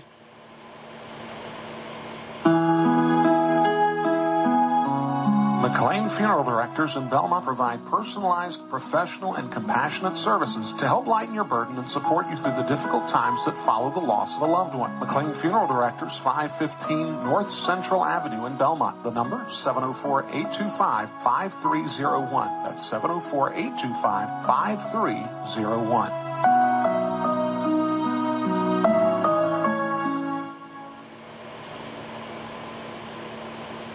Jeff Gibson of Cabinets Unlimited of Belmont has been building custom cabinetry for over 3 decades. Cabinets Unlimited's award-winning cabinetry has been featured in many home building magazines. They offer the latest styles and trends in custom cabinetry, as well as in house design and custom installation. And all their cabinetry is crafted with pride, not manufactured. From bathroom vanities to complete custom kitchens, from remodels to new construction, turn your ideas and dreams into reality by calling Cabinets Unlimited of Belmont, 704-825-9694. And we're back here at North Gaston High School as we have a runaway tonight as the ball's been basically on the North Gaston side as the Red Raiders leading 55-0. And we're joined with our scores for the halftime, and we always love to have him and welcome him into the broadcast tonight at halftime. Jeff Ward with some scores from around the area. And Jeff, there's a lot of good, interesting games going on, and you can take it away. All right, can you hear me okay? Yeah, you're coming through real nice now. Okay, well, good. Yes. It's all in the matter of pushing the buttons. I'm just trying to get me some mood music going on right now. Have you got it? Well, I still don't hear any music, but that's okay. Well, I got it on my end, and it's going out. Oh, so that doesn't matter. It inspires you. That'll be okay. It inspires me. That's what I can say. Yeah. I tell you what, you may want to cut that off because I think that may be what's the reason why you're breaking up. Okay, it's a possibility. Try it now just to see. Just a second here, and we'll make that happen. Ladies and gentlemen, we've got games going on all over the area with a lot of huge implications. So as it stands right now, they've been attempting to keep you up to speed on the Kings Mountain game. There's 3:48 left in the second. It's 28-6, Kings Mountain right now. And they have been having their way with Crest. The Crest score only came on a Kings Mountain miscue, too high of a snap. So Crest is in trouble. We'll see if they can make adjustments in the second half. Burns, Bulldogs, Shelby Golden Lions. Burns leads 13-0 with 6:55 left in the second. As we move around the area, Hunter Huss is 12-7 over the Ashbrook Green Wave. That's the Battle of the Bell going on right now.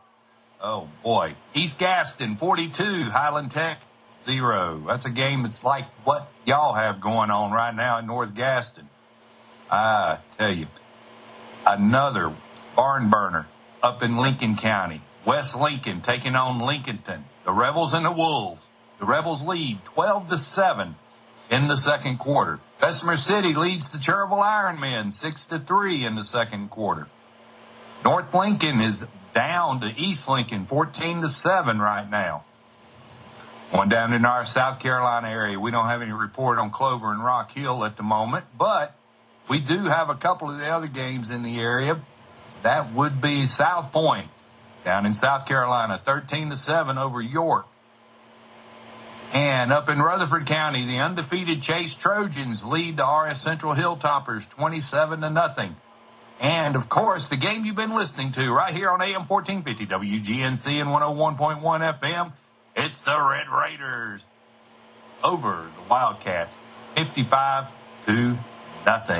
Man, what interesting scores around. And what did you say, Ashbrook and Hunter Huss? Of course, like I say, that's the Battle of the Bell. That's the pride of Gastonia right there. Last report was Hunter Huss 12, Ashbrook 7. All right. It's a tight game down there. Well, that two great athletic games right there, two teams right there that this is going to be a knockdown drag out there for sure. And I guess Chase, when we talk about them being unbeaten, this could be a perfect season for them if they hold on with RS Central. And it looks pretty good, doesn't it? It looks very good for them. Yeah. But I tell you, the other big game up in Lincoln County is the West Lincoln Rebels taking on the Lincoln Wolves. And with the Rebels leading 12-7 and with the running game that West Lincoln has, Lincoln's got a problem. Right. They will have a problem, no doubt about that. And you are coming in loud and clear, and it might have been over modulation with the music or something, so it really sounds good to me. Great. Works out pretty good. I'll tell you another team that's going to be in the playoffs, high seed, East Lincoln. You know, they've only lost, have they lost any? I don't think they've lost any games this year. East Lincoln is at the top, but they're having a fight on their hands with North Lincoln for another in-county rivalry.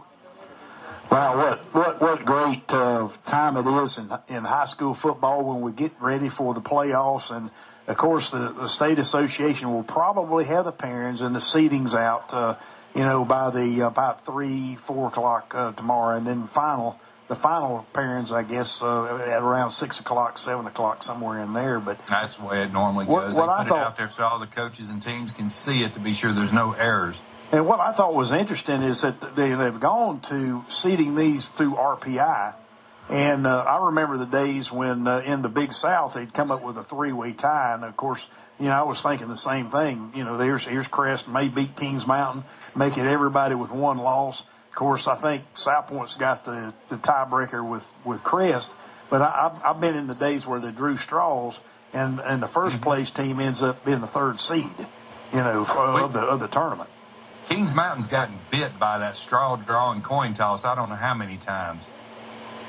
And I just witnessed a 55-yard pass completion by the Kings Mountain Mountaineers all the way down to the 20-yard line in Crest territory, 1:42 left in the half. Kings Mountain still up 20-6, and they're threatening to score again. Jeff, what's happening, man? Yeah, I got Corky on here. Bud? Look, I want to hear what kind of music you were going to play tonight. That kind of intrigues me. Listen, he's all into that 80s music, metal stuff. Let's hear what it was. Tonight would have been a little tone loc, a little funky. That's right. We've been doing AC/DC, Chase the Ace, done a little Ted Nugent, Stranglehold, but tonight going to go a little funky, cold, but deep. I can get down with some tone loc. There you go. Yeah. I'm sitting here watching this Kings Mountain Crest game right now.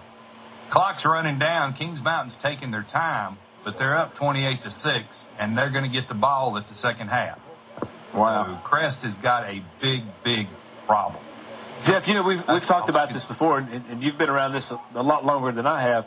The crazy thing is, the best team, or say the 3, 4, 5 team, the best teams in 3A or 2A or 1A or 4A or whatever for that case, may not be the 3, 4, or 5 seed.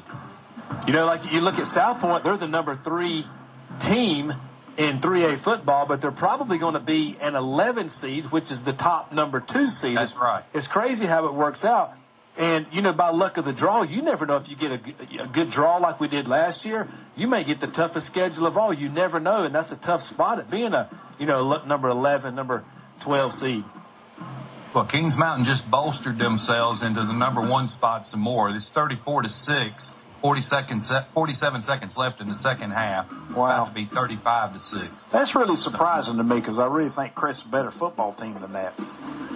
The secondary's been really tested by Kings Mountain's really been putting Crest's secondary under pressure, and the defense has been smothering on the Crest offense. The QB can't get anything off. Similar to what they did, South Point did to them. Talking about playoffs too, look at this Chase Trojan team. I mean, Burns may hold on and beat Shelby and win that conference, but Chase might be the number 1 seed in that bracket.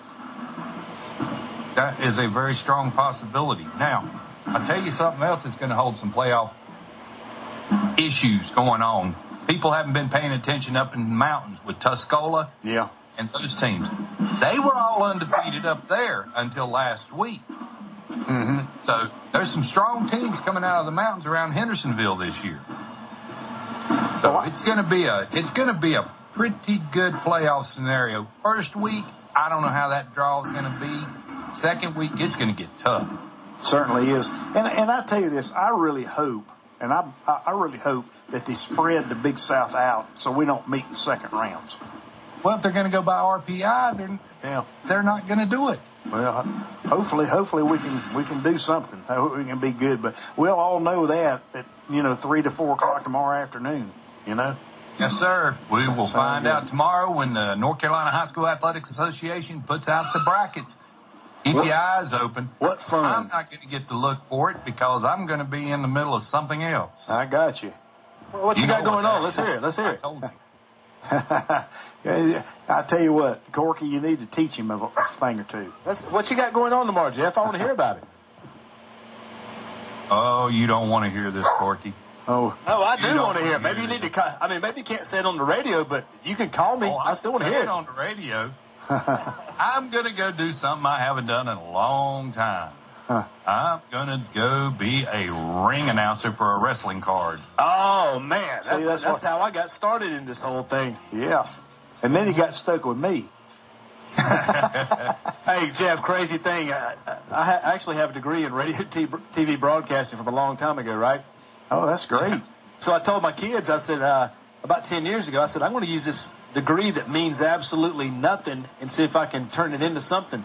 And it worked out great. I got to work for Monster Jam, and they flew me around the United States, and got to work in football stadiums and Major League Baseball stadiums and crazy stuff like that in front of tons of fans. But I got my start at the Albemarle Road Recreation Center in Charlotte at a wrestling show in front of about 40 people, but it was enough to get me hooked. And then you got stuck with me. No, I'm not stuck with you, man. We have a good. I like Jeff a whole lot better, but I'll take what I can get. Oh, me. Well, that's great. I'm doing this out of the kindness of my heart. I got something for Jeff. You ready, Jeff? I got something for you. There's that tone book. Some action, but like Mick Jagger said, I can't get. All right, you ready? You need to start over. I got the music playing for you. Let's hear the scores again. Let me run the scores. Yeah, go ahead and try. Now, let's do it again. Oh, I can do it. We got the rhythm. Let's call it professional. All right, ladies and gentlemen, here we go. We've got the Hunter Huskies 12-7 over Ashbrook. Going on right now. East Gaston 42-0 over the Highland Tech Rams. Notice how I kind of moved with that beat. It's the Kings Mountain Mountaineers 35-6 over the Crest Chargers. Chase Trojans 27-0 going into the halftime. Bessemer City still leading. The Cherville Ironmen 6-3. West Lincoln Rebels 12. Lincoln and Wolves 7. And the Burns Bulldogs 13-0 over the Shelby Golden Lions. Oh man, that was nice. I'm ready for the second half now. That was nice. That was much better. I like that.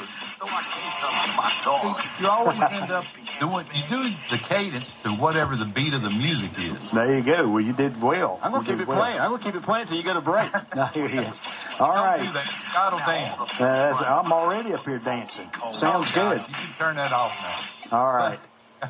Good job. But no, we're going to do that. A young man that I know that used to wrestle for WWF or WWE for quite a few years is running the independent circuit. He's getting ready to rebuild a promotion, and I'm going to do him a favor. He asked for a favor. He needed some help, so I'm going to go up there and try to help him through a card tomorrow night.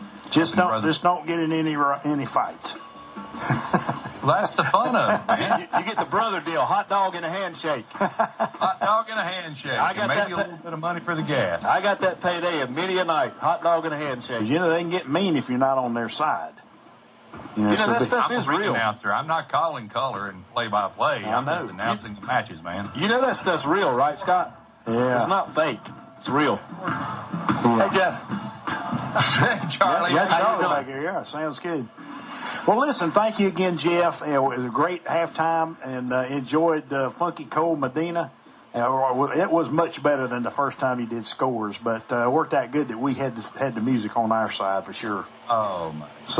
And we got 55-0. South Point just all over North Gaston here in the first half. It will be a running clock in the second half, and we're going to take a break and pay some bills as you've been listening to Red Raider football on AM 1450 WGNC and FM 101.1. If you're looking for insurance for your home, auto, business, or life, Erie Insurance offers a range of services to meet individual or business insurance needs. Erie Insurance is available at Avery Insurance Agency. Call Mark Avery for a quote today for your home, auto, motorcycle, RV, and renter's insurance by calling 704-825-4134 or stop by our office at 210 North Main Street in Belmont. Erie and Avery Insurance for incredible deals on insurance. Rollins Insurance offers a wide range of policies and plans to meet your specific business or personal needs. Developing long-term relationships with you is what matters to us, no matter what life throws at you. Being a trusted choice independent insurance agency, we are able to choose a plan that protects you regardless of the company. Contact Larry or Chip to find out more about the packages we offer. For over 40 years, we have worried about your future so you can enjoy life now. Rollins Insurance, 704-825-4010, and they're located at 28 East Woodrow Avenue in Belmont. At Belmont Savings Bank, you still are our number one priority. As a full-service financial institution, you can securely manage your accounts at home or on the go through mobile banking. Save time by banking the way you want. We're proud to have served our community since 1915, and we are our hometown people doing hometown banking. Belmont Savings Bank, member FDIC, and equal housing opportunity.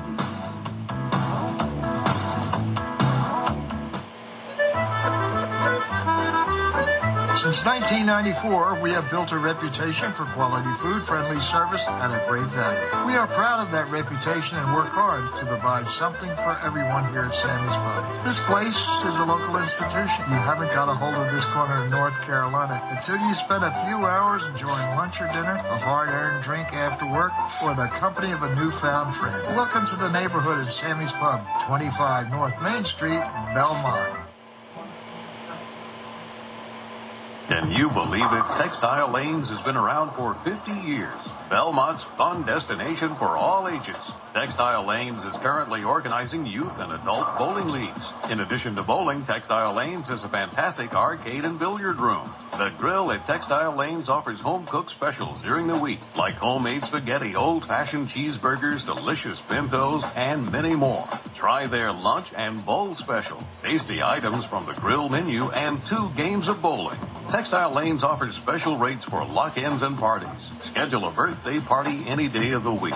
College Park Pharmacy is in the same building with a variety of home health care supplies, gifts for all ages, Simply Southern apparel, and of course a great selection of South Point apparel. They accept most insurances and welcome your business. Textile Lanes, The Grill, and College Park Pharmacy, all located at 680 Park Street in Belmont near I-85. Come visit soon and go Raiders. And we're back here at North Gaston High School as we got some stats from the first half. First for the North Gaston Wildcats is had a really tough time in this first half as team rushing yardage only 11 yards and only 4 passing yards in the first half. As Lattimore, actually number 3 Grant, carried the ball 2 times for -1 yards. Gordon, J.J. Gordon, carried the ball 5 times for 5 yards. Number 10, Cloninger, the quarterback, carried it 1 time for 2 yards. And number 14, Gordon, 1 for 1, or -1 yards. So 11 yards total team rushing. And then number 10, Cloninger, did throw the ball 7 times with 1 completion and 1 interception, so for 4 yards, and they only had 1 receiving or 1 first down in the first half. For South Point, a little different thing. Total rushing yards, 182 yards. Medlock carried the ball 6 times for 46. Tobin 2 for 9. McKinney 1 for 1 yard, and Patrick Blee 3 times for 79 yards. Cheney 1 time for 12. Pfeiffer 1 for 47, or actually Will Ross 1 for 47 yards. That was that big long run in the first quarter. Passing, there's 2 for 3, no interception for 59 yards. Blee threw the ball as Pfeiffer also did it as well. Receiving, Cheney caught it for one pass for 9 yards, and Jackson Blee 1 for 50 yards as he got the touchdown.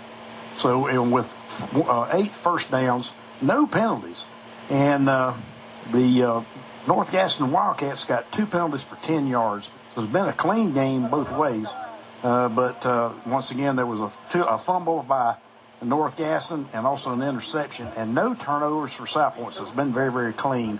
So we're getting ready for the kickoff of the second half. And as you know, North Gaston won the toss and deferred to the second half, so they will be getting the ball first. Hey guys, look at here at number 51, Gavin Gibson. All right. His first time he's been on kickoff this year, he's jacked up, man. He's like LT over here. Look at him. Right. Look at him. He's shaking his head. I think he's puked about 4 times. He's over here doing jumping jacks. Look at him. All right. What's this guy? Second from the kicker on the left. Here he goes. Look. All right, there he goes. Somebody's going to get popped in a second. Let's see what he does out here. All right, there's a carry. It's a pretty good carry down the line, and he'll be forced out of bounds. He got jacked up for nothing. Yeah. I'm going to let him have it when he gets back over here. In fact, the kicker, I think, brought him out. Yeah, that was Grant on the return, and they got all the way back. I was doing my best to make him look good. He got all the way back to the 41-yard line. I think he got ran out of gas over here before the play even started. He was out of gas before they kicked it off. He got excited over there. He was ready. What happened, man? All right, the official spot's going to be the 42-yard line of North Gaston. And, of course, this has been the best field position they've had, as they did get to return to the 42. And we'll see what they've got in the gas tank. Down 55-0, running clock here in the third and fourth quarters. We started midway in the second quarter. As we have Caleb Cloninger. Actually, there's a give to number 21. Hey, they're moving the ball. Josh Smith, and it's into Red Raider territory. Wow. Red Raider territory at 40 on the 43-yard line. Well, there's a lot of new faces out here on the South Point defense as well. Good opportunity to get some people some playing time with a 55-0 score. And once again, you really want to preserve your ball players to make sure they're good and healthy for next week. All right, there's a little bit of a high snap. As the quarterback now is Josh Smith, and Smith's going to go and be tackled at the 45, just about at the line of scrimmage. Oh, he was more than tackled. He got jacked up. You got to make it sound a whole lot better than that. Yeah. You made it sound like he just ran over and grabbed him and laid him down. He got popped. Well, they're going to give him 1 yard on the play, down to the 44-yard line. And I tell you, these 2 quarters are going to go very, very quickly. We're already, pretty close to the 9-minute mark. Second down and 10. As we said, Josh Smith, as he gives it up to Tashawn Grant, and Grant's going to get to the 40-yard line before being tackled. So it'll be now third down and about 6. That was a rookie tackle. Yeah, Cam Crawford. We've been calling his name a lot. He's a rookie. Yeah. He's a freshman. He worked his way into the lineup a couple weeks back, and he's been playing pretty good. Playing pretty good. Charlie, like you said, he's been playing good, and he's still in the game. He's a starter, but he's a freshman. He still needs some playing time. You got to get better. All right.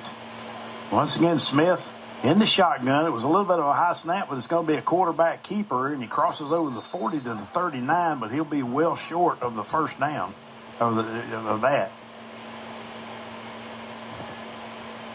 Mason Harris, first time we called his name this year, I believe, number 50. Making the stop at the line of scrimmage. And it's going to be fourth down. It's kind of funny because he had a first down marker on that snap. Now he's gotten it right, fourth down, and I think they're going to go for it. They're not punting it. I like the way these new guys come in. They're so excited. They're about to hyperventilate. You can see them huffing and puffing. They just want to make a play. That's great. Well, good chance to get a lot of people some playing time now. And there's a give to White, and White's going to be Crane, and South Point's going to take over the football. He just ran right into Winter Kincaid. Sure did. He'll take over at the 43-yard line. All right, let's see who got on this offense here. All right. I kind of think we might end up seeing Ashton Green at quarterback. But we'll find out. Let's see Aaron Chaney in there. Well, guys, you remember last year the Western Conference Finals, when Pfeiffer got hurt and Ashton Green had to go into the game with practically no snaps. That's why a game like this is great in the second half. It's an opportunity to get guys playing time. And it looks like it's going to be Reed Wilson. Is that who that 29? That's 23, Reed Wilson. Reed Wilson. And there's a flip over to number 88, which we're going to see a lot of new names, Zach Miller. And he's going to go into North Gaston territory and a little bit of pushing and shoving down there at the 35. That's something else we talked about. A game like this gets out of control, and if you're not careful, you get baited into some unsportsmanlike conduct penalties and fights and fisticuffs and ejections and all that stuff. You got to keep your composure. And there's a flag down at the 36-yard line of North Gaston. Ball is placed at this particular time at the 47. You know, this Cheney kid, he ain't scared of anybody. Yeah. No, he's not. And we'll see. Maybe it's offsetting. Who knows? A lot of pushing and shoving. But, you know, there is emotion that gets into this on this type of a game.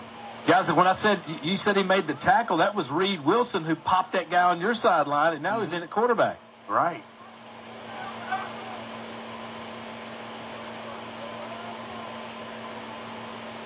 Holding? Yeah, it looked like holding against South Point, but a little bit of discussion down there between the sideline judge and the head referee at the 44-yard line, just to try to decipher all of this. And the clock's still going. Well, one thing about it is that we're just a matter of inches for a first down. Now they're gonna pull it back, and they're not going to do anything as far as a personal foul is concerned. It's going to be holding on South Point, and it's going to move the ball all the way back to the 20 or 34-yard line, 33-yard line rather.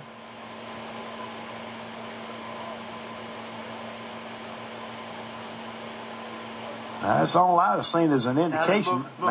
It's offsetting penalties, but they haven't said what the North Gaston penalty is.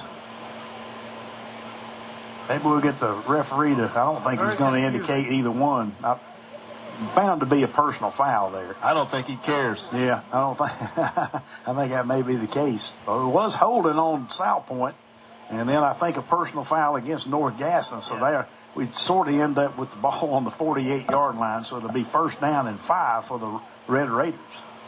And the clock's already down to 4:42 with a 55-0 score in favor of South Point. What if he had just, brought a calculator out and said, we're going to go 10 this way and 15 this way and just moved ahead 5 yards? Yeah. Been the same difference, wouldn't it? Well, they probably can't do that. They can't do that, Well, they'd have to put a calculator out. You're right about that. Calculator or calculator? Calculator. All right, so it's still first down and 5 on the 48-yard line of South Point. And again, we got Reed Wilson at quarterback, and there's the give to number 46, and that's Javante Lowry. And that should be close to a first down. I believe that's going to move the chains as it gets to the 46-yard line. A lot of new guys going in here. Yeah. Can't wait to call their number. This is great. The best part is the starters are over here cheering for them. That's the best part.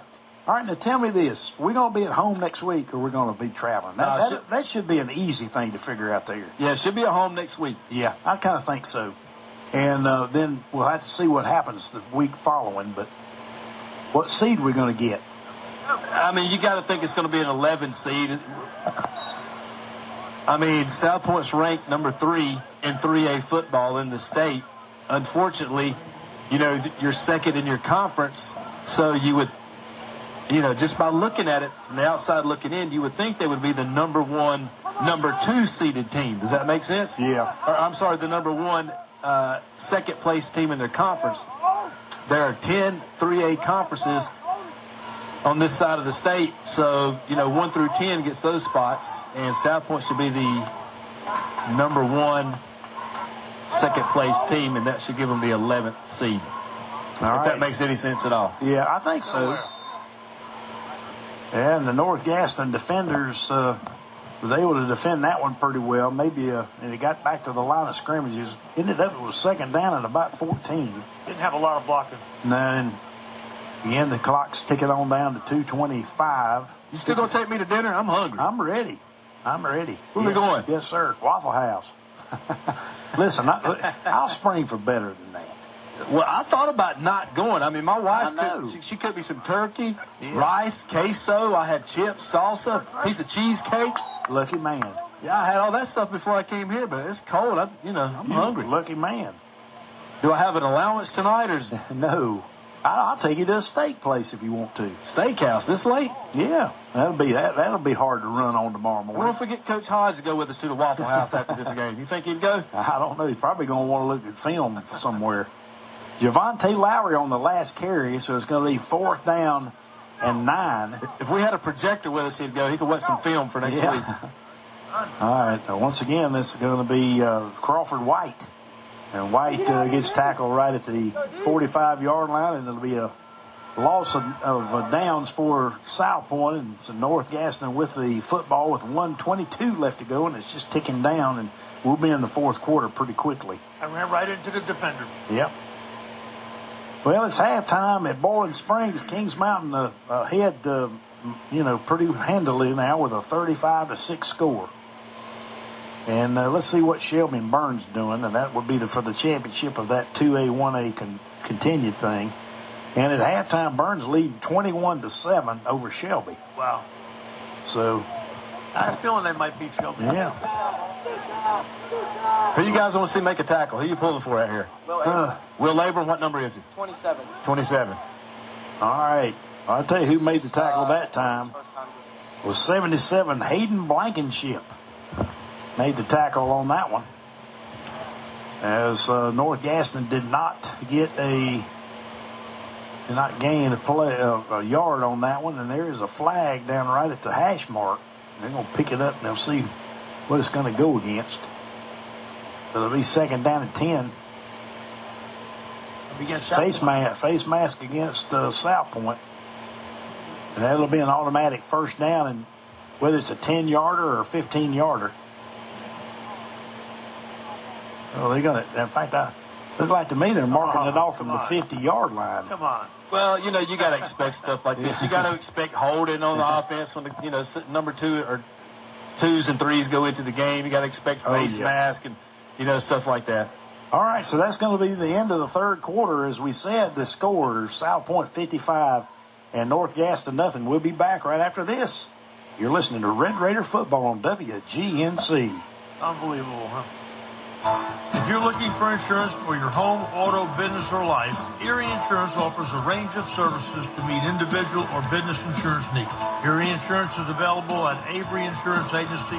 Call Mark Avery for a quote today for your home, auto, motorcycle, RV, and renter's insurance by calling 704-825-4134 or stop by our office at 210 North Main Street in Belmont. Erie and Avery Insurance for incredible deals on insurance. Rollins Insurance offers a wide range of policies and plans to meet your specific business or personal needs.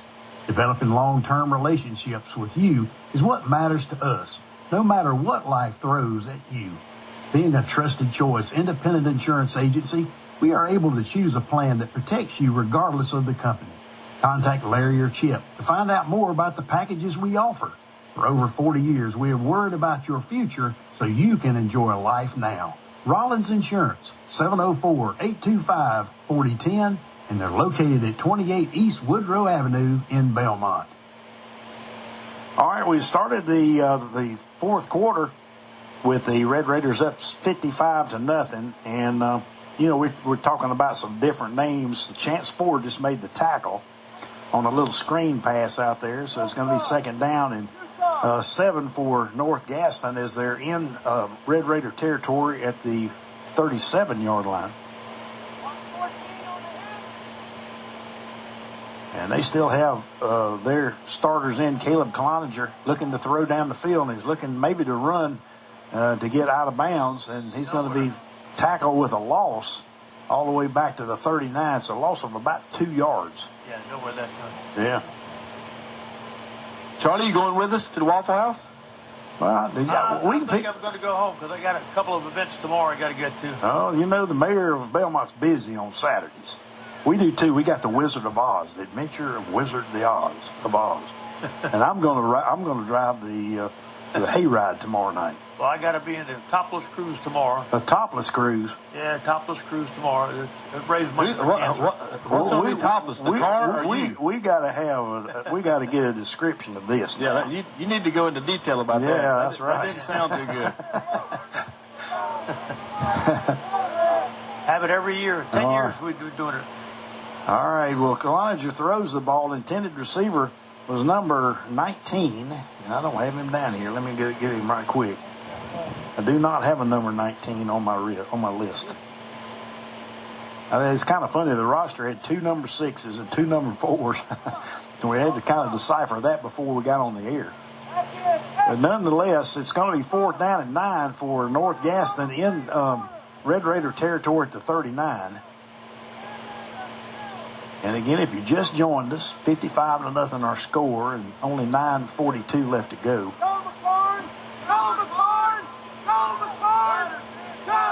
Oh, they're still coaching. They're still trying to get these guys better. Yeah.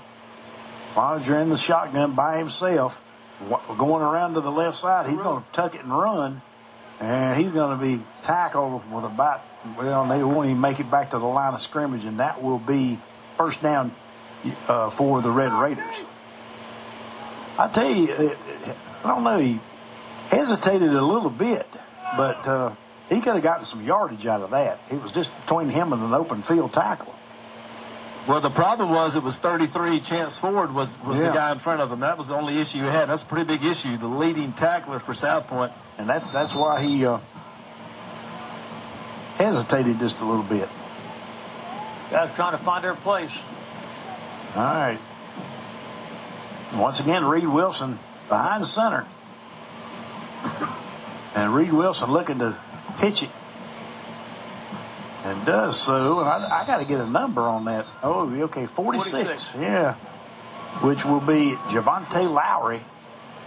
And he's going to lose some yardage there. Only about a yard, so it's going to be 2nd down and 11. And we're already down to the 8-minute mark in the 4th quarter. I tell you, they sort of promised me up here, Corky, that we'd be out of here by 9:30. Well, yeah, and we might be a little earlier than that. Well, maybe we are. Everybody seems to be wanting this thing to hurry up and get over with. I was looking at Calvin Craig, Super Raiders. Everybody knows Calvin. He's even stopped taking photos on the sideline. Wow. Well, Lowry on the carry again, and he's stopped at the line of scrimmage, so it's going to be 3rd down and basically 11 again. Well, guys, we talked about it pretty much the whole opening of the show. Games like this are tough. It's tough for North Gaston. It's a bad way to end the season. They're going to go winless. It's tough for a team like South Point. You come in here and, you have some things to work on, but, at what point do you have to back off and start subbing guys in and out? You just want to get out of here unscathed, nobody hurt, no ejections, all that good stuff. Regroup, watch some film, and get ready for the seeding process, which will take place tomorrow after lunch. All right, Wilson giving to Lowry again, and he's going to cross over the 40 to the 41. And so it's going to be 4th down and 9, or actually 8. I'm going to give them 8. And I guess they're going to go for it. Try to keep possession of the football. As you said, a lot of new names. Really sort of thought we'd see Ashton Green at quarterback. But, again, they decided they're going to use Reed Wilson in this role as the 3rd-string quarterback. And there's the pitch. The 41, Crawford White, and he goes around the corner, and he's going to get first down yardage. Yeah, he got all the way to the 50-yard line and got the first down by a yard. Well, and here goes some more of that fisticuff stuff we've been talking about. You got to stay away from tonight. They're pushing over in there. It gets very emotional down there when you get pushed around like this. And well, when you get losing like that, too, it's very frustrating. It has been nothing but South Point tonight, and it's hard to be a part of a team like that. Well, like you say, Charlie, I've been on it. Yeah, I mean, everybody's been on losing teams. And, every time there's a competition, somebody wins and somebody loses, regardless if they give you a trophy when you finish or not. I mean, you got beat. And you just get tired of getting beat, And what you really hate to see is teams that are in contention, and yet they let the emotions get a hold of them because they didn't do anything but hurting your team. You kind of shoot yourself in the foot that way. Hey, listen, man, you got to say hats off to North Gaston. I mean, these guys have been getting beat all year long. Like you said, they're in a rebuilding process. They've hung in there. Still got a lot of guys in uniform on the sidelines. You got to say kudos to their fans. They had, 75% of their side filled up tonight. Got their band out here, the dance team, the cheerleaders. All right, and then again to give to Lowry, and Lowry up the middle, and another first down for the Red Raiders down at the 37-yard line. How much time in the game? I got 5:08. You know, a lot of seniors on this team, you know, on their way out, they never get, you know, most of these guys, not just here tonight, but all over the United States will never get to play football again. You know, you're going to give it all you got for the last 5 minutes of the ball game, whether you're down 55-0 or up 55-0. Yeah, and that's totally true. You know, there's not very many to move on to the next level from this level, and of course there'll be a lot of seniors. And South Point's going to move on to a 9-1 season, and you know we talk about kind of the disappointment in the loss at Kings Mountain, but you know when you look back on it, 9-1 seasons are fantastic seasons. Absolutely, I mean, you know, how can you complain? Take it any time. And you know, I even talked to somebody about it in Kings Mountain, and it's gotten to be where, you know, they sort of think, well, if we don't win the state championship, it's not going to be a good year. But, you know, each and every year, if you go 2-3 rounds in the state playoffs, you've had a great, fantastic year. You have had a great season. And the state championship sort of thing is icing on the cake. Well, look at our conference. You know, Crest is getting beat by Kings Mountain tonight, but you had Kings Mountain #1 in the state in 3A, South Point #3 in 3A, and Crest #7 in 3A. That's one conference. I mean, that's like the SEC of high school football. Yeah. And before South Point changed conferences, you know, we're in 2A, fumble on the ground. All right, we'll South see. Point fumbled the football, I think. North Gaston recovered it.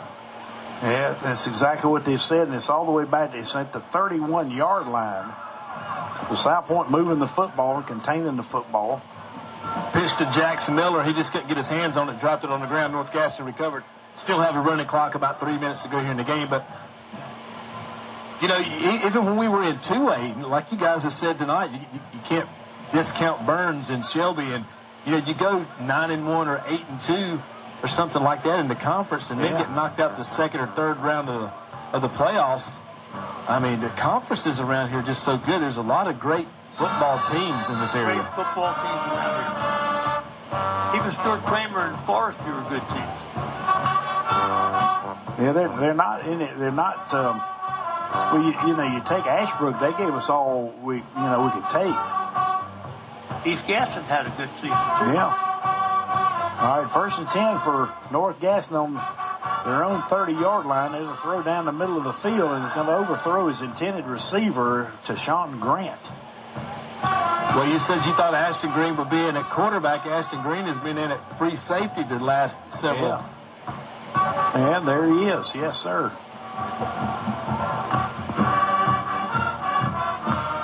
Yeah, the last several possessions he's been in at free safety for South Point on defense. You know, I'll bring back something that you said. You talked about, you know, we talked about cheerleaders and how they're athletes, and you talked about the band. How would you like to have to blow into that tuba all night long?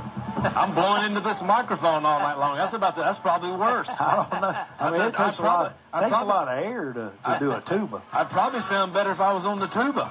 Yeah. No, I don't think so. Well, the band sounds good back there. All right, so we're down to 1:37 left in the game.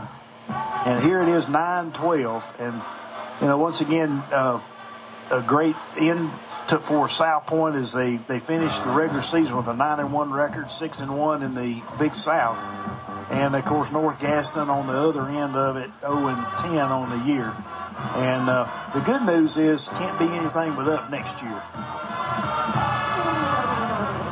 3rd down and 8. Cloninger in the shotgun. Looking back to throw again. This is where you need to throw a Hail Mary, but he's going to get sacked. He got crunched. All the way back to the 26. He's getting up slow, too. Jafrain Perez, Hayden Blankenship sandwiched him. And it's 47 seconds to go. We might get one more play off. And that will end the regular season for both teams. And again, we talk about it too. Next week it's 0-0. Don't care what you've done previously, just like when you go from non-conference schedule to conference schedule. 0-0 when the state playoffs start next Friday night.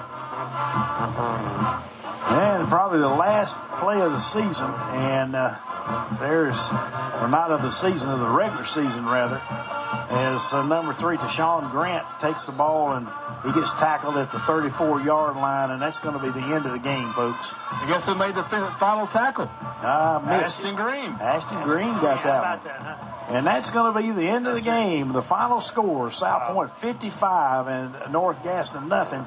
And we'll be back to recap this game right after this.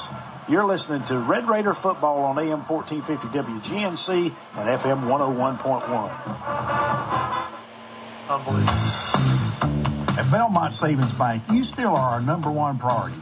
As a full-service financial institution, you can securely manage your accounts at home or on the go through mobile banking. Save time by banking the way you want. We're proud to have served our community since 1915, and we are our hometown people doing hometown banking. Belmont Savings Bank, member FDIC, and equal housing opportunity.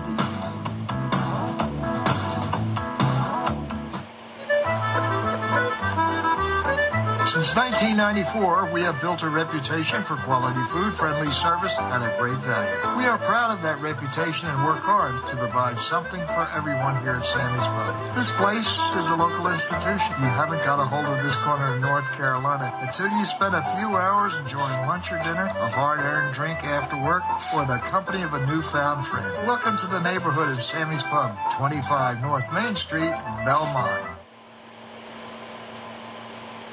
Can you believe it? Textile Lanes has been around for 50 years. Belmont's fun destination for all ages. Textile Lanes is currently organizing youth and adult bowling leagues. In addition to bowling, Textile Lanes has a fantastic arcade and billiard room. The grill at Textile Lanes offers home-cooked specials during the week, like homemade spaghetti, old-fashioned cheeseburgers, delicious pintos, and many more. Try their lunch and bowl special. Tasty items from the grill menu and 2 games of bowling. Textile Lanes offers special rates for lock-ins and parties. Schedule a birthday party any day of the week. College Park Pharmacy is in the same building with a variety of home health care supplies, gifts for all ages, Simply Southern apparel, and of course a great selection of South Point apparel. They accept most insurances and welcome your business. Textile Lanes, The Grill, and College Park Pharmacy, all located at 680 Park Street in Belmont near I-85. Come visit soon and go Raiders. Proud supporter of your South Point Red Raiders football team is Frank's Heating and Air. Great service, competitive prices. Give them a call at 704-829-7433. Did it feel not quite right this winter in your home? When your furnace goes clank, call Corky Franks. Did the AC unit have to work a little too hard this year? When your AC goes clank, call Corky Franks. 704-829-7433. That's Frank's Heating and Air, a proud supporter of your Red Raiders.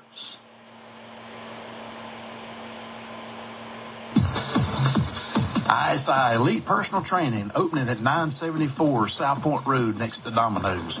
Get 7 days free. Results you deserve. Join today. Iron sharpens iron. Call 704-618-6020 and get the results you deserve.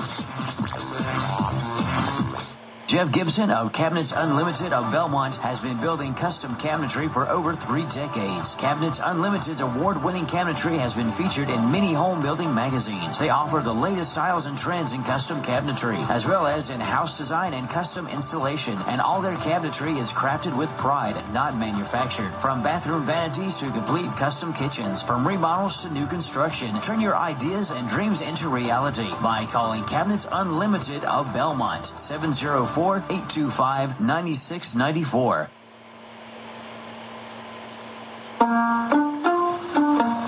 Chick-fil-A Belmont and the new Chick-fil-A South Point Town Center are proud to support our Red Raiders and the Belmont community. Score with your taste buds. Enjoy Chick-fil-A while cheering on your team tonight. Download the Chick-fil-A One app and order ahead to get all your favorites. That's Chick-fil-A Belmont and the new Chick-fil-A Town Point Center. Hi, folks. Brian Rushing here. For 50 years, South Point football has brought pride to the community and has become the go-to thing to do on Friday nights in the fall. And no website has captured the spirit, pride, and pageantry of the Red Raiders quite like SuperRaiders.com. It's truly a must-have for any Big Red fan on the web. The official website for South Point High School football is SuperRaiders.com. SuperRaiders.com. That's SuperRaiders.com. Here's a simple idea that could save you a lot of grief if you're ever involved in an accident. Write this down and keep it in your vehicle's glove compartment. Pack Brothers Collision Service, 704-825-9271. We hope you never need us, but if you do, Pack Brothers Collision Service is always available to make your vehicle as good as new. And total customer satisfaction guarantee. 704-825-9271. Pack Brothers Collision Service. They're at 6116 West.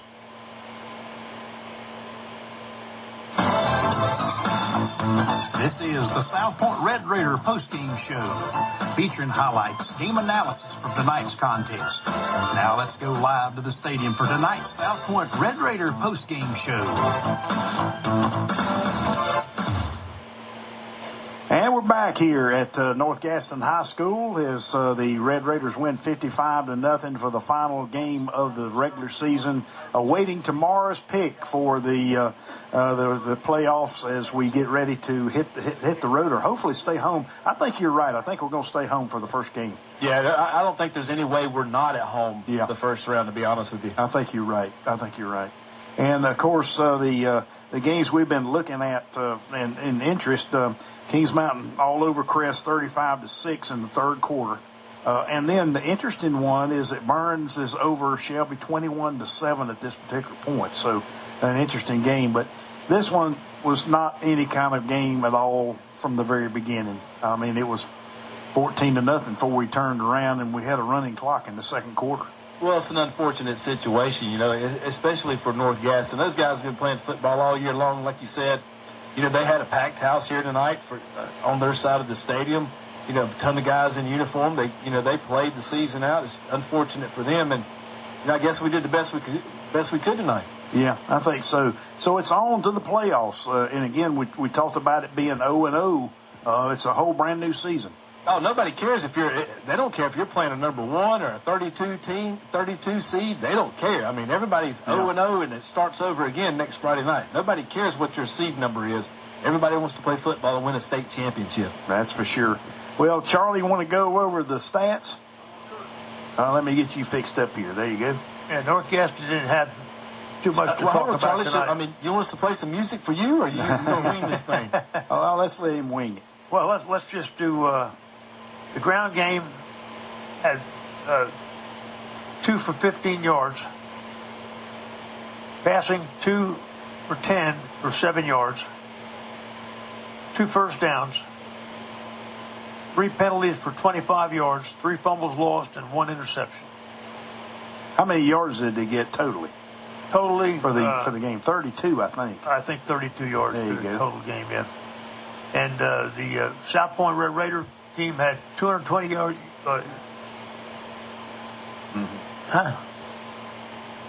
228 yards rushing, 59 yards passing, a couple of touchdowns, 12 first downs, 1 for 10-yard penalties, 1 fumble lost.